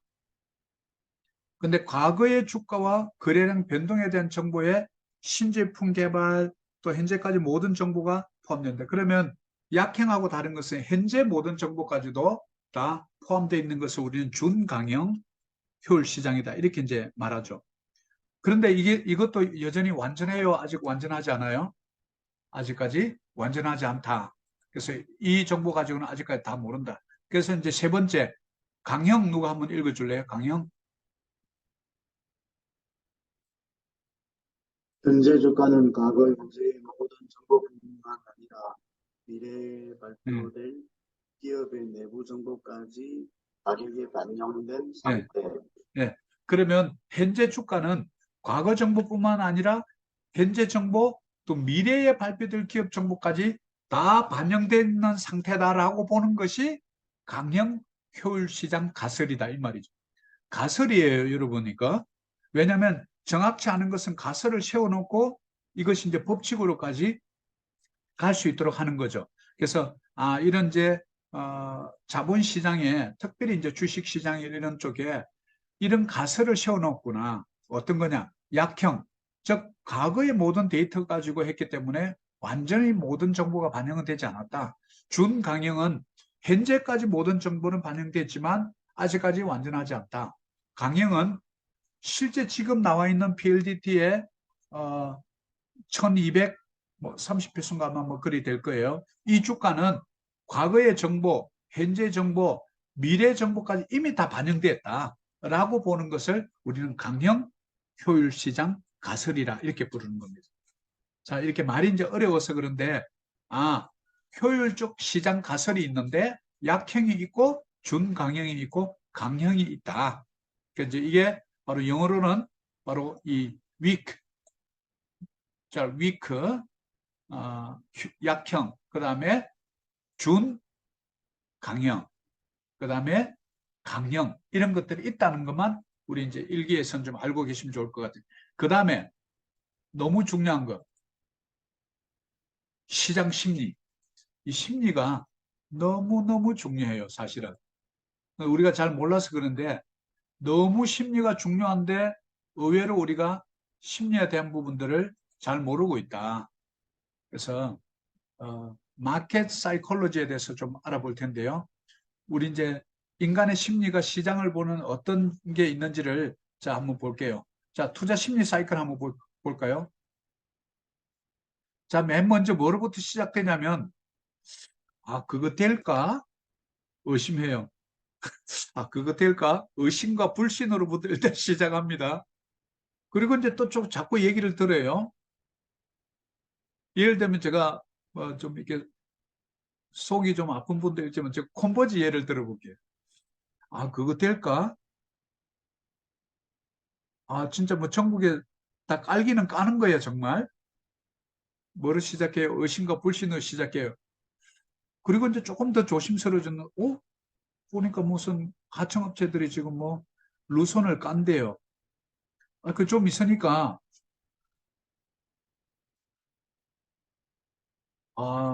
까가인 기호로에 또 깐다는 거예요. 확신이 들어요, 안 들어요? 근데 나중에 보니까 민다오까지 갔대요. 이제 열광하기 시작하는 거예요. 그러다가, 이게 40페소까지 쳤네. 탐욕. 와, 이러다가 진짜 100페소 진짜 간다, 이거. 그러니까 빨리 더 올라가기 전에 사라. 그리디. 근데 아니나 다를까 좀 있는데 뚝뚝뚝 떨어지기 시작하는 거예요. 부정하죠? 설마 그건 아닐 거야. 그렇게까지는 떨어지진 않을 거야. 고민이 막 돼요. 지금 이거 보면서 고민되는 분들이 있죠. 자, 그리고 두려움이 막 와요. 그리고 공포가 와. 그리고 이제 자포자기에 이제 다시 사나봐라. 오줌도 안 논다. 원금만 되면 나 바로 빠진다. 아니, 여러분 마음을 어떻게 이렇게 잘 알죠? 자, 이 심리를 왜 중요하냐면 이 심리를 여러분들이 역이용하라는 거예요. 그래서 워런 버핏은 뭐예요? 시장이 열강할 때 자기는 빠지는 거예요. 그래서 제가 좀 한 가지 회개한 게 뭐냐면 우리 젊은 청년들에게 요 투자 심리 사이클을 제가 공부하기 전에 사실은 몰랐어요. 이때 열강할 때 이때 제가 조금만 더 깊이 있게 그렇게 미리 좀 알았더라면 제가 빠지라고 그랬을 것 같아요. 칼고. 그런데 제가 이제 이런 부분들을 그때는 잘 몰랐던 거죠. 그래서 지금 이제 요 단계에 지금 이제 와 있는 거예요. 어제 보니까 8.9페소까지 떨어졌어요. 그래서 이제 더 원금 회복, 내 평균이 20페소인데 20페소만 치면 팔고 빠진다. 이렇게 생각하시죠? 아마 내년부터 배당금이 나올 것 같더라고요. 그래서 기대하시고 오히려 이제 시장 심리가 이러면 모든 사람들이 다 빠지니까 가격은 철저하게 주가는 수요와 공급에 의해서 결정된다. 그럼 왜 수요가 발생하느냐? 기대감이 있다. 근데 그 기대감이 확실할 수도 있고 확실 안 할 수도 있다. 그래서 끊임없이 비즈니스 월드나 필리핀 스타나 신문을 보면 그 기업에 대한 공시, 즉 좋은 뉴스를 자꾸 이제 신문에다 나는 거죠. 왜? 주가 끌어올리기 위한 거예요. 그래서 그 허위 공시를 할 경우에 굉장히 무서운 벌이 있습니다. 그래서 이게 기업들이 허위 공시했다가는 잘못하면 상폐까지 내릴 수 있어요. 상장 폐지까지. 그래서 이런 것들 굉장히 우리가 몰라서 그렇지 엄하게 다스리고 있다.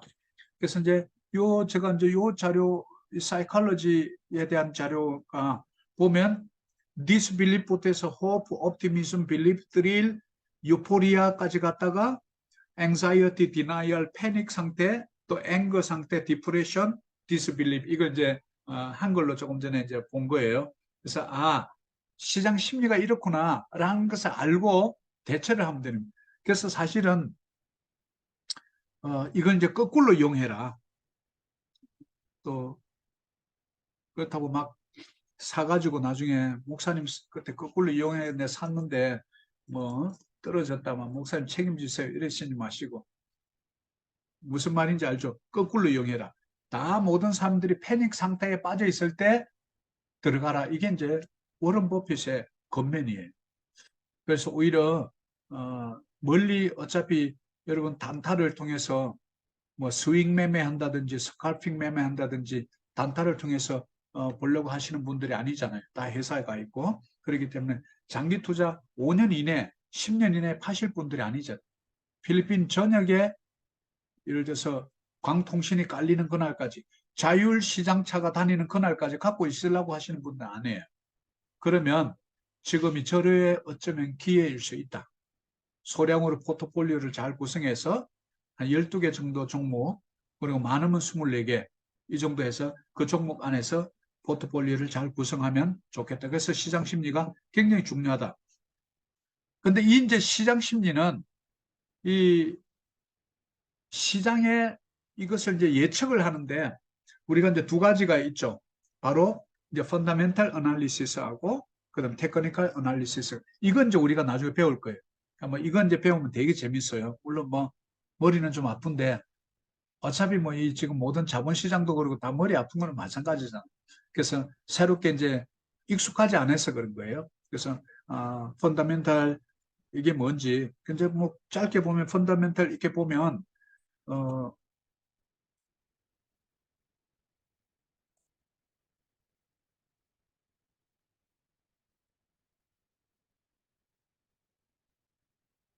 자 보면 인더스트리 어널리시스 즉 산업 전체를 먼저 보라 숲을 보라 그런 얘기죠. 그 다음에 컴퍼니 어널리시스 회사에 대한 분석. 회사 분석은 어떻게 할까요? 인더스트리는 뭘 보면 될까요? 산업을 보려면 뭘 보면 돼요? 전체 산업을 보려면 예를 들어서 필리핀에 요즘 좀 뭐 소위 말해서 뜨는 사업은 뭘까요? 에너지, 예? 에너지요. 에너지. 또 뭐 먹는 거 좋아한다고 잘리비 그러지 말고 그 에너지 중에도 뭐 어떤 에너지? 친환경 에너지, 친환경 에너지가 어떤 것들이 있죠? 뭐 솔라, 솔라. 그럼 솔라 이렇게 좀 잘하는 회사, 솔라 잘하는 회사, 에이센이 많이 떴죠. 네. Solar ACN, 솔라 필리핀, SPNEC, 솔라 필리핀, 그 상원의원 아들이 하는 거잖아요. 그래서 많이 컸죠. 또요. GL, 예? GL, geothermal. 지오, 퍼스젠, 지오서말. 자, 이제 우리가 이런 이제 전반적인 인더스트리에 대한 이해가 우리가 많이 부족하거든요. 그래서 늘 관심을 갖고 예를 들어서 한번 한국에서 이방원, 2차 전지, 방산, 원자력, 또 뭐 소재 산업, 자동차 산업, 그 다음에 뭐 전기차, 뭐 많이 뜨는 거, 그 다음에 뭐, 또 뭐가 있어요, 한국에는?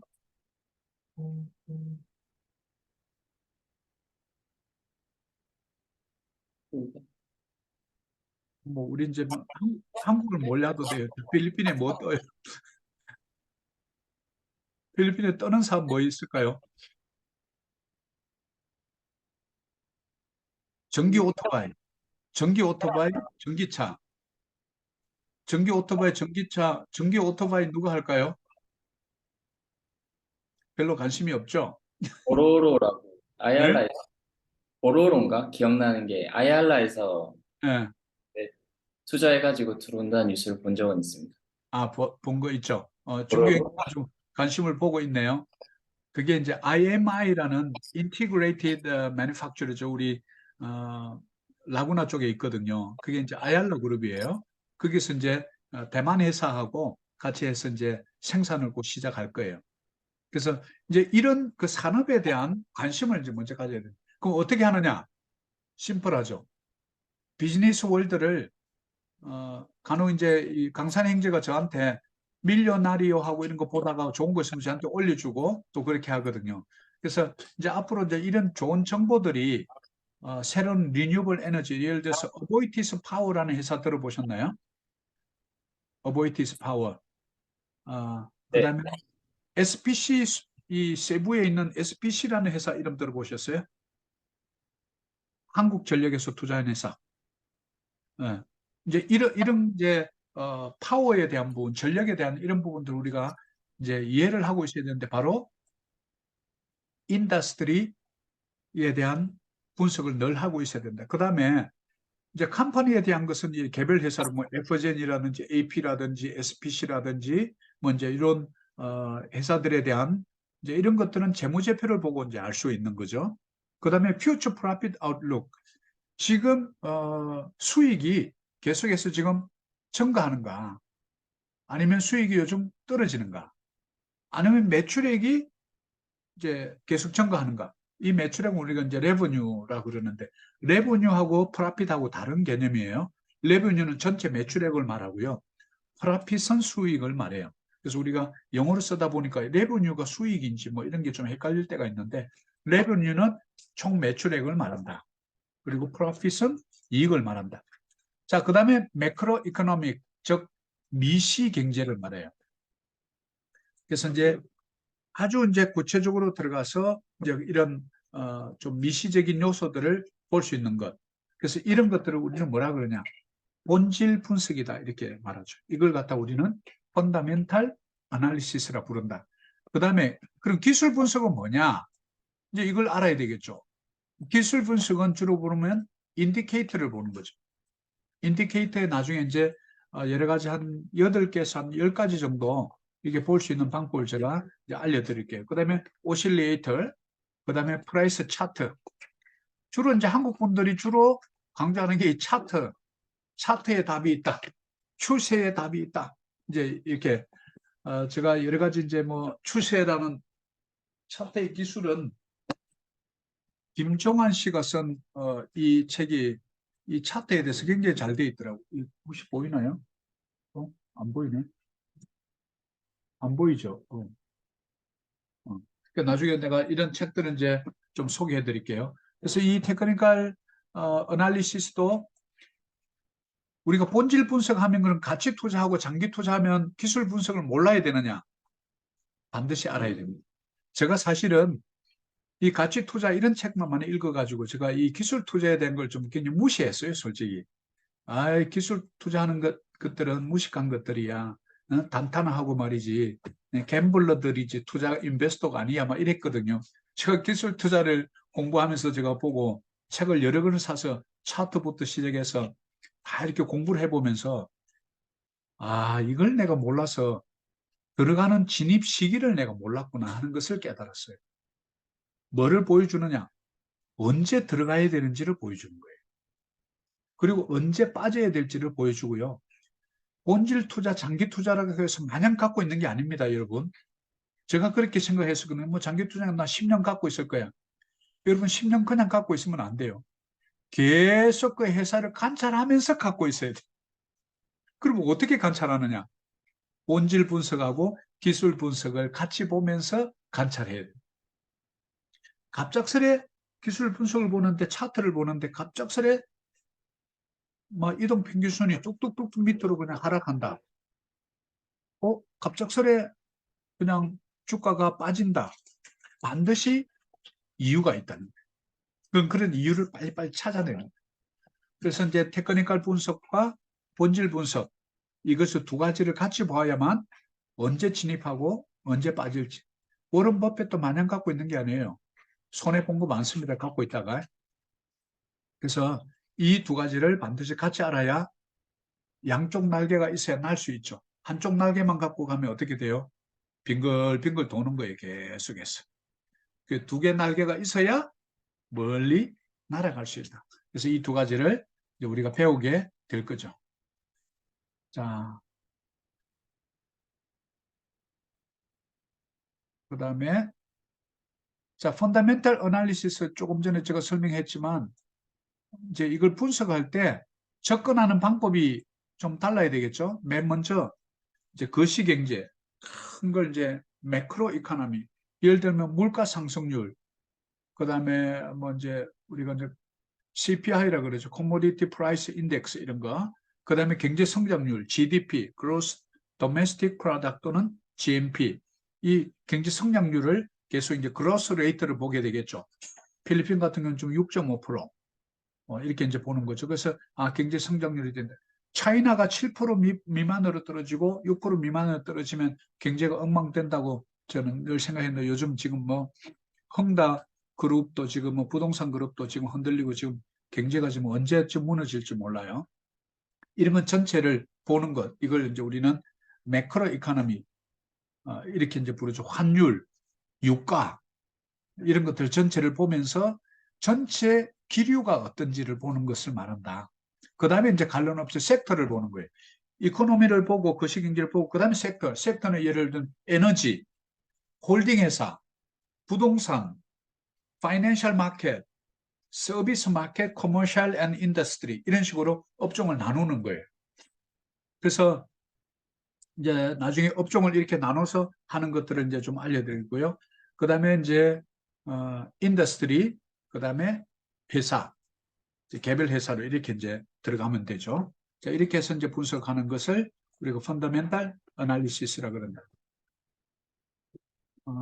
그 다음에 이제 테크니컬 어널리시스 뭐냐? 오늘 이제 개요만 이렇게 보고 나중에 이제 깊이 있게 들어가는 건 이제 후반부로 가면서 조금 이해를 하시고 나면 이제 들어갈 거예요.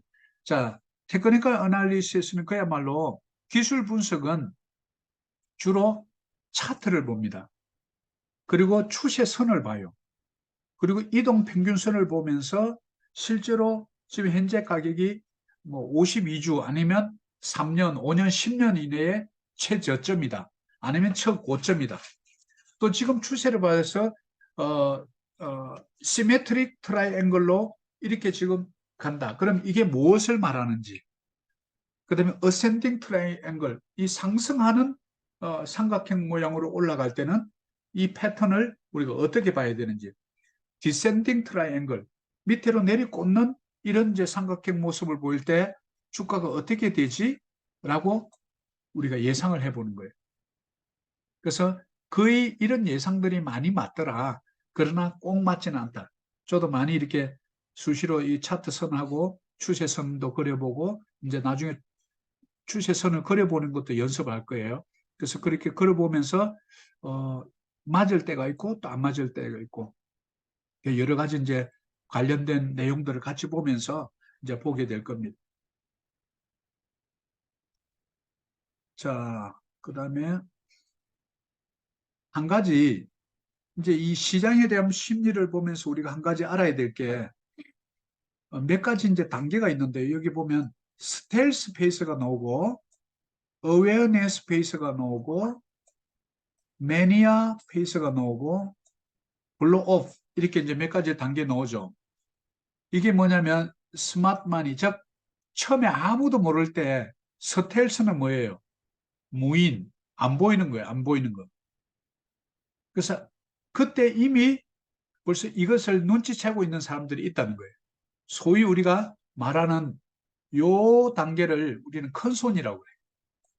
Institutional Investor, 기관 투자라고 그러죠. 은행, 증권회사, 보험회사, 인베스트먼트 뱅크. 이런 데는 이미 이 주가가 어떻게 될 거라는 것을 대략 알고 있어요. 이륙 단계죠. 테이크오프. 근데 우리는 어디에 들어가냐면 이 파블릭. 요때 들어가요. 이게 시장의 심리하고 보면 enthusiasm하고 greedy, 즉 탐욕 단계 전까지 우리 이때 들어가는 거예요. 그래서 우리가 이런 시장 심리를 모르니까 이미 벌써 이때 되면 스마트 마니하고 인스티튜셔널 인베스트는 뭐 하려고 그래요? 빠져나오려고 그래요. 이미 준비하고 있을 때.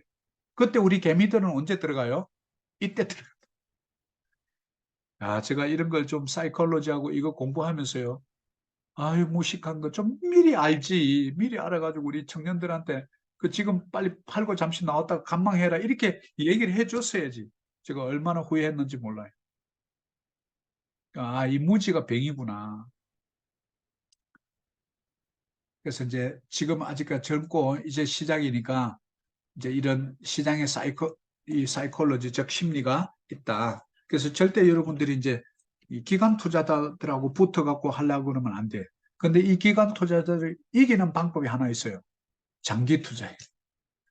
기관 투자자들은 무조건 뭐 추세 보고 들어갔다 빠지고 얼마 먹으면 그래서 뭐 10%룰 뭐 이런 게 있어요. 기관 투자자들, 애널리스트들은요, 10% 먹으면 무조건 이유 안 보고 빠져버리는 거예요. 50%가 올라가든 100%가 올라가든 신경 쓰지 않고 그냥 빠져나오는 거죠. 왜요? 자기들 월급쟁이들이잖아. 그렇기 때문에 그래요. 그래서 이런 심리를 잘 알고 이런 큰 손들을 이기는 방법은 장기적으로 쭉 끌고 가는 거다. 회사의 본질이 변하지 않고 기술적으로 봤을 때 갑작스레 느닷없이 하락장이 온다든지 이러지 않으면 계속 쭉 관망하면서 본다. 그럼 결국은 기관 투자자를 이기는 방법은 그 길밖에 없다는 거예요. 그러니까 이제 다우존스라든지 이런 쭉 보면 이 계속해서 뭐 1100%, 뭐 10년 만에 이렇게 이제 큰다는 것을 우상향한다는 것을 우리가 알 수 있거든요. 그래서 장기 투자자들이 바로 그런 것을 맛볼 수 있다. 자, 그 다음에 시장 심리 요인들 중에 이제 equity, 그 다음에 이제 채권, 또 현금, 부동산, 파생상품, 이제 이런 여러 가지 이제 자산의 분류가 나누어진다라는 걸 이제 기억하고요. 그 다음에 이제 요즘 포렉스, 외환, 또 요즘 크립토 카렌시 이런 것들도 요즘 이제 활발하게 좀 움직이고 있다 하는 거하고, 자, 이렇게 해서 오늘은 자본시장에 대한 내용들을 쭉 한번 살펴봤습니다. 그래서 자본시장이 이런 거다. 그리고 이제 자본시장에는 어떤 것들이 있다. 또 뭐 에퀴티 마켓, 또 뭐 여러 가지 이제 이 픽스드 마켓, 또 이런 이제 마니 마켓, 카런시, 포린 카런시 마켓 이런 것들이 있는데 어떻게 되는지, 그 다음에 우리 모든 이제 인간의 심리가 투자에서 어떻게 또 활용되고 적용되는지 이런 것들을 좀 크게 매크로, 즉 거시적 관점에서 한번 쭉 살펴봤습니다.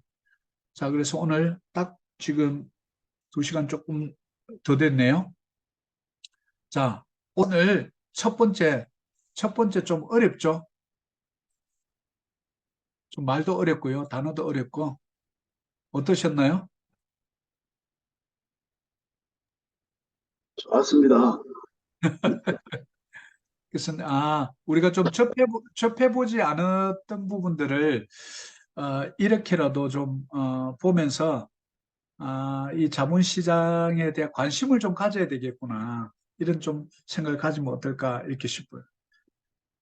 자, 우리 마치기 전에 우리 형수 형제 좀 어땠어요? 오늘 좀 자료 공부해온 거하고 좀 설명 들으면서 이렇게 보는 거하고. 어, 이게 부가적으로 설명을 또 들으면서 보니까 조금 더 이제 이해도 더 잘 되고 이제 더 다가오는 것 같습니다. 예, 그 길이. 예. 그래요. 우리 태우 집사님, 우리 회장님. 저는 계속해서 저는 이제 주식을 거래를 하고 있어서 예, 장기는 안 하고 이렇게 조금 계속 이렇게 왔다 갔다 하고 있는데 이거를 어떻게 적용하고 또 어떻게 공부할 수 있을까 계속 그런 생각이 들더라고요. 네, 예. 계속 실제로 하고 있으니까. 이제 우리가 첫 번째 오리엔테이션에 했던 것처럼, 우리가 세발 자전거도 한 번도 안 타보고 벌써 이제 좀 두 발 자전거 타고 막 다니는 거예요. 가다가 턱 넘어지고, 이거 아닌데? 왜 넘어지지? 뭐 이렇게. 예. 자, 우리 민국 집사님. 저 같은 경우에는 오늘 저기, 어디죠? 시장 심리 사이클을 보면서, 제가 어디에 있나 싶었는데, 이게 저는 제 나름대로의 약간, 컨피던스가 있다. 장기 투자라고 생각할 수도 있겠지만, 이게 이제 두려움과 공포를 지나서 자포자기일 수도 있겠구나. 좀 더 공부를 좀 해야겠구나. 정신 좀 차리고. 그래서 정말 여기서 이제 아까 말씀하신 것처럼, 이제 기관 투자자를 좀 이길 수 있는 그 장투하는 법을 이제 네. 테크니컬이랑 펀다멘탈이랑 이렇게 해서 잘해서 배워야겠다는 좀 생각을 하게 되었습니다. 그래요. 오늘 공부한 것 중에 이제 사이콜로지가 이제 좀 우아한 것 같은데, 사실 이제 이걸 알고 다시 이제 이 시장의 투자자로서 보는 거하고 이런 걸 모르고 보는 거하고는 진짜 하늘과 땅 차이예요. 이걸 알고 나면 이제 내가 어디에 있다는 걸 정확하게 알잖아요. 그러면 그때부터 이제 다시 확신이 빌리프, 즉 믿음이 생기기 시작해요. 그러면 나중에 그 사람이 나중에 저 꼭지점에 가서 이제는 내가 생각한 것보다 벌써 2배로 올랐네. 그럼 혹시 모르니까 내가 50%를 갖고 있는 50%를 한번 팔아볼까? 라고 먼저 우리가 투자금을 프린시팔을 리커버를 먼저 해보는 거예요. 근데 갑자기 떨어진다. 그러면 그래서 이제 기술 분석이 필요한 게 근데 떨어져? 이게 뭐지? 그럼 갖고 있던 50%에 다시 50%를 파는 거예요. 25%를. 근데 그 다음날 다시 올라가. 그럼 50%를 다 팔아버렸으면 에이 팔 게 없네. 왜 다 팔아버렸잖아요. 그래서 25%만 파는 거예요. 25%를 쥐고 있다가 다시 올라가면 쥐고 있는 거지. 그럼 25%가 또 이게 커지겠죠. 그러면 더 올라갔을 때 그럼 나 뭐 25% 50% 되면 더블 되면 빠져야지 하고 현금을 확보하고 있는 거죠. 근데 만약에 거기서 25%를 치고 있었는데 다시 그 밑으로 하향을 다시 친다. 그러면 이제 로스 컷이라 그러는데 이걸 손절매라 그래요. 근데 25%는 아직까지 손절매는 아니죠. 더블을 먹고 있었으니까. 그러면 100% 먹던 걸 75%에서 먹고 빠져야지라고 하면 여러분 손해 하나도 안 보는 거잖아요. 그죠? 그래서 이제 본질 분석과 기술 분석은 같이 가야 된다. 본질 분석은 회사 상태를 정확하게 어떤 상태인지를 보는 거고요. 기술 분석은 언제 들어가고 언제 빠질지를 보여준다. 이렇게 이제 하면 되겠죠. 우리 또 한마디는 하고 다 마쳐야죠.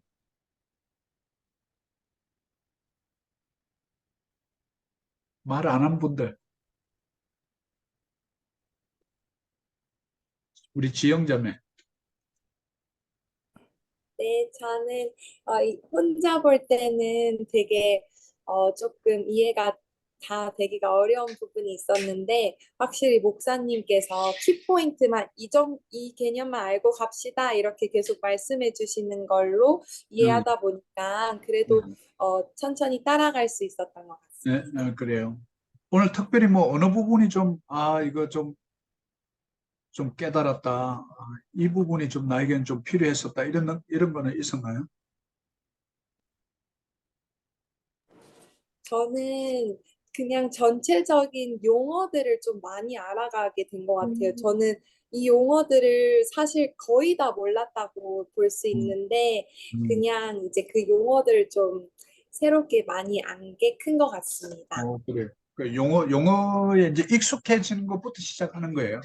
다 외우려고 하지 마시고요. 그냥 외우려고 하지 말고 자꾸 다음에 한 번 더 보세요. 그게 공부예요. 또 다른 분, 우리 신혜 집사님. 저는 공부를 더 많이 해야 되겠다. 예습도 하고 복습도 많이 해야 되겠다.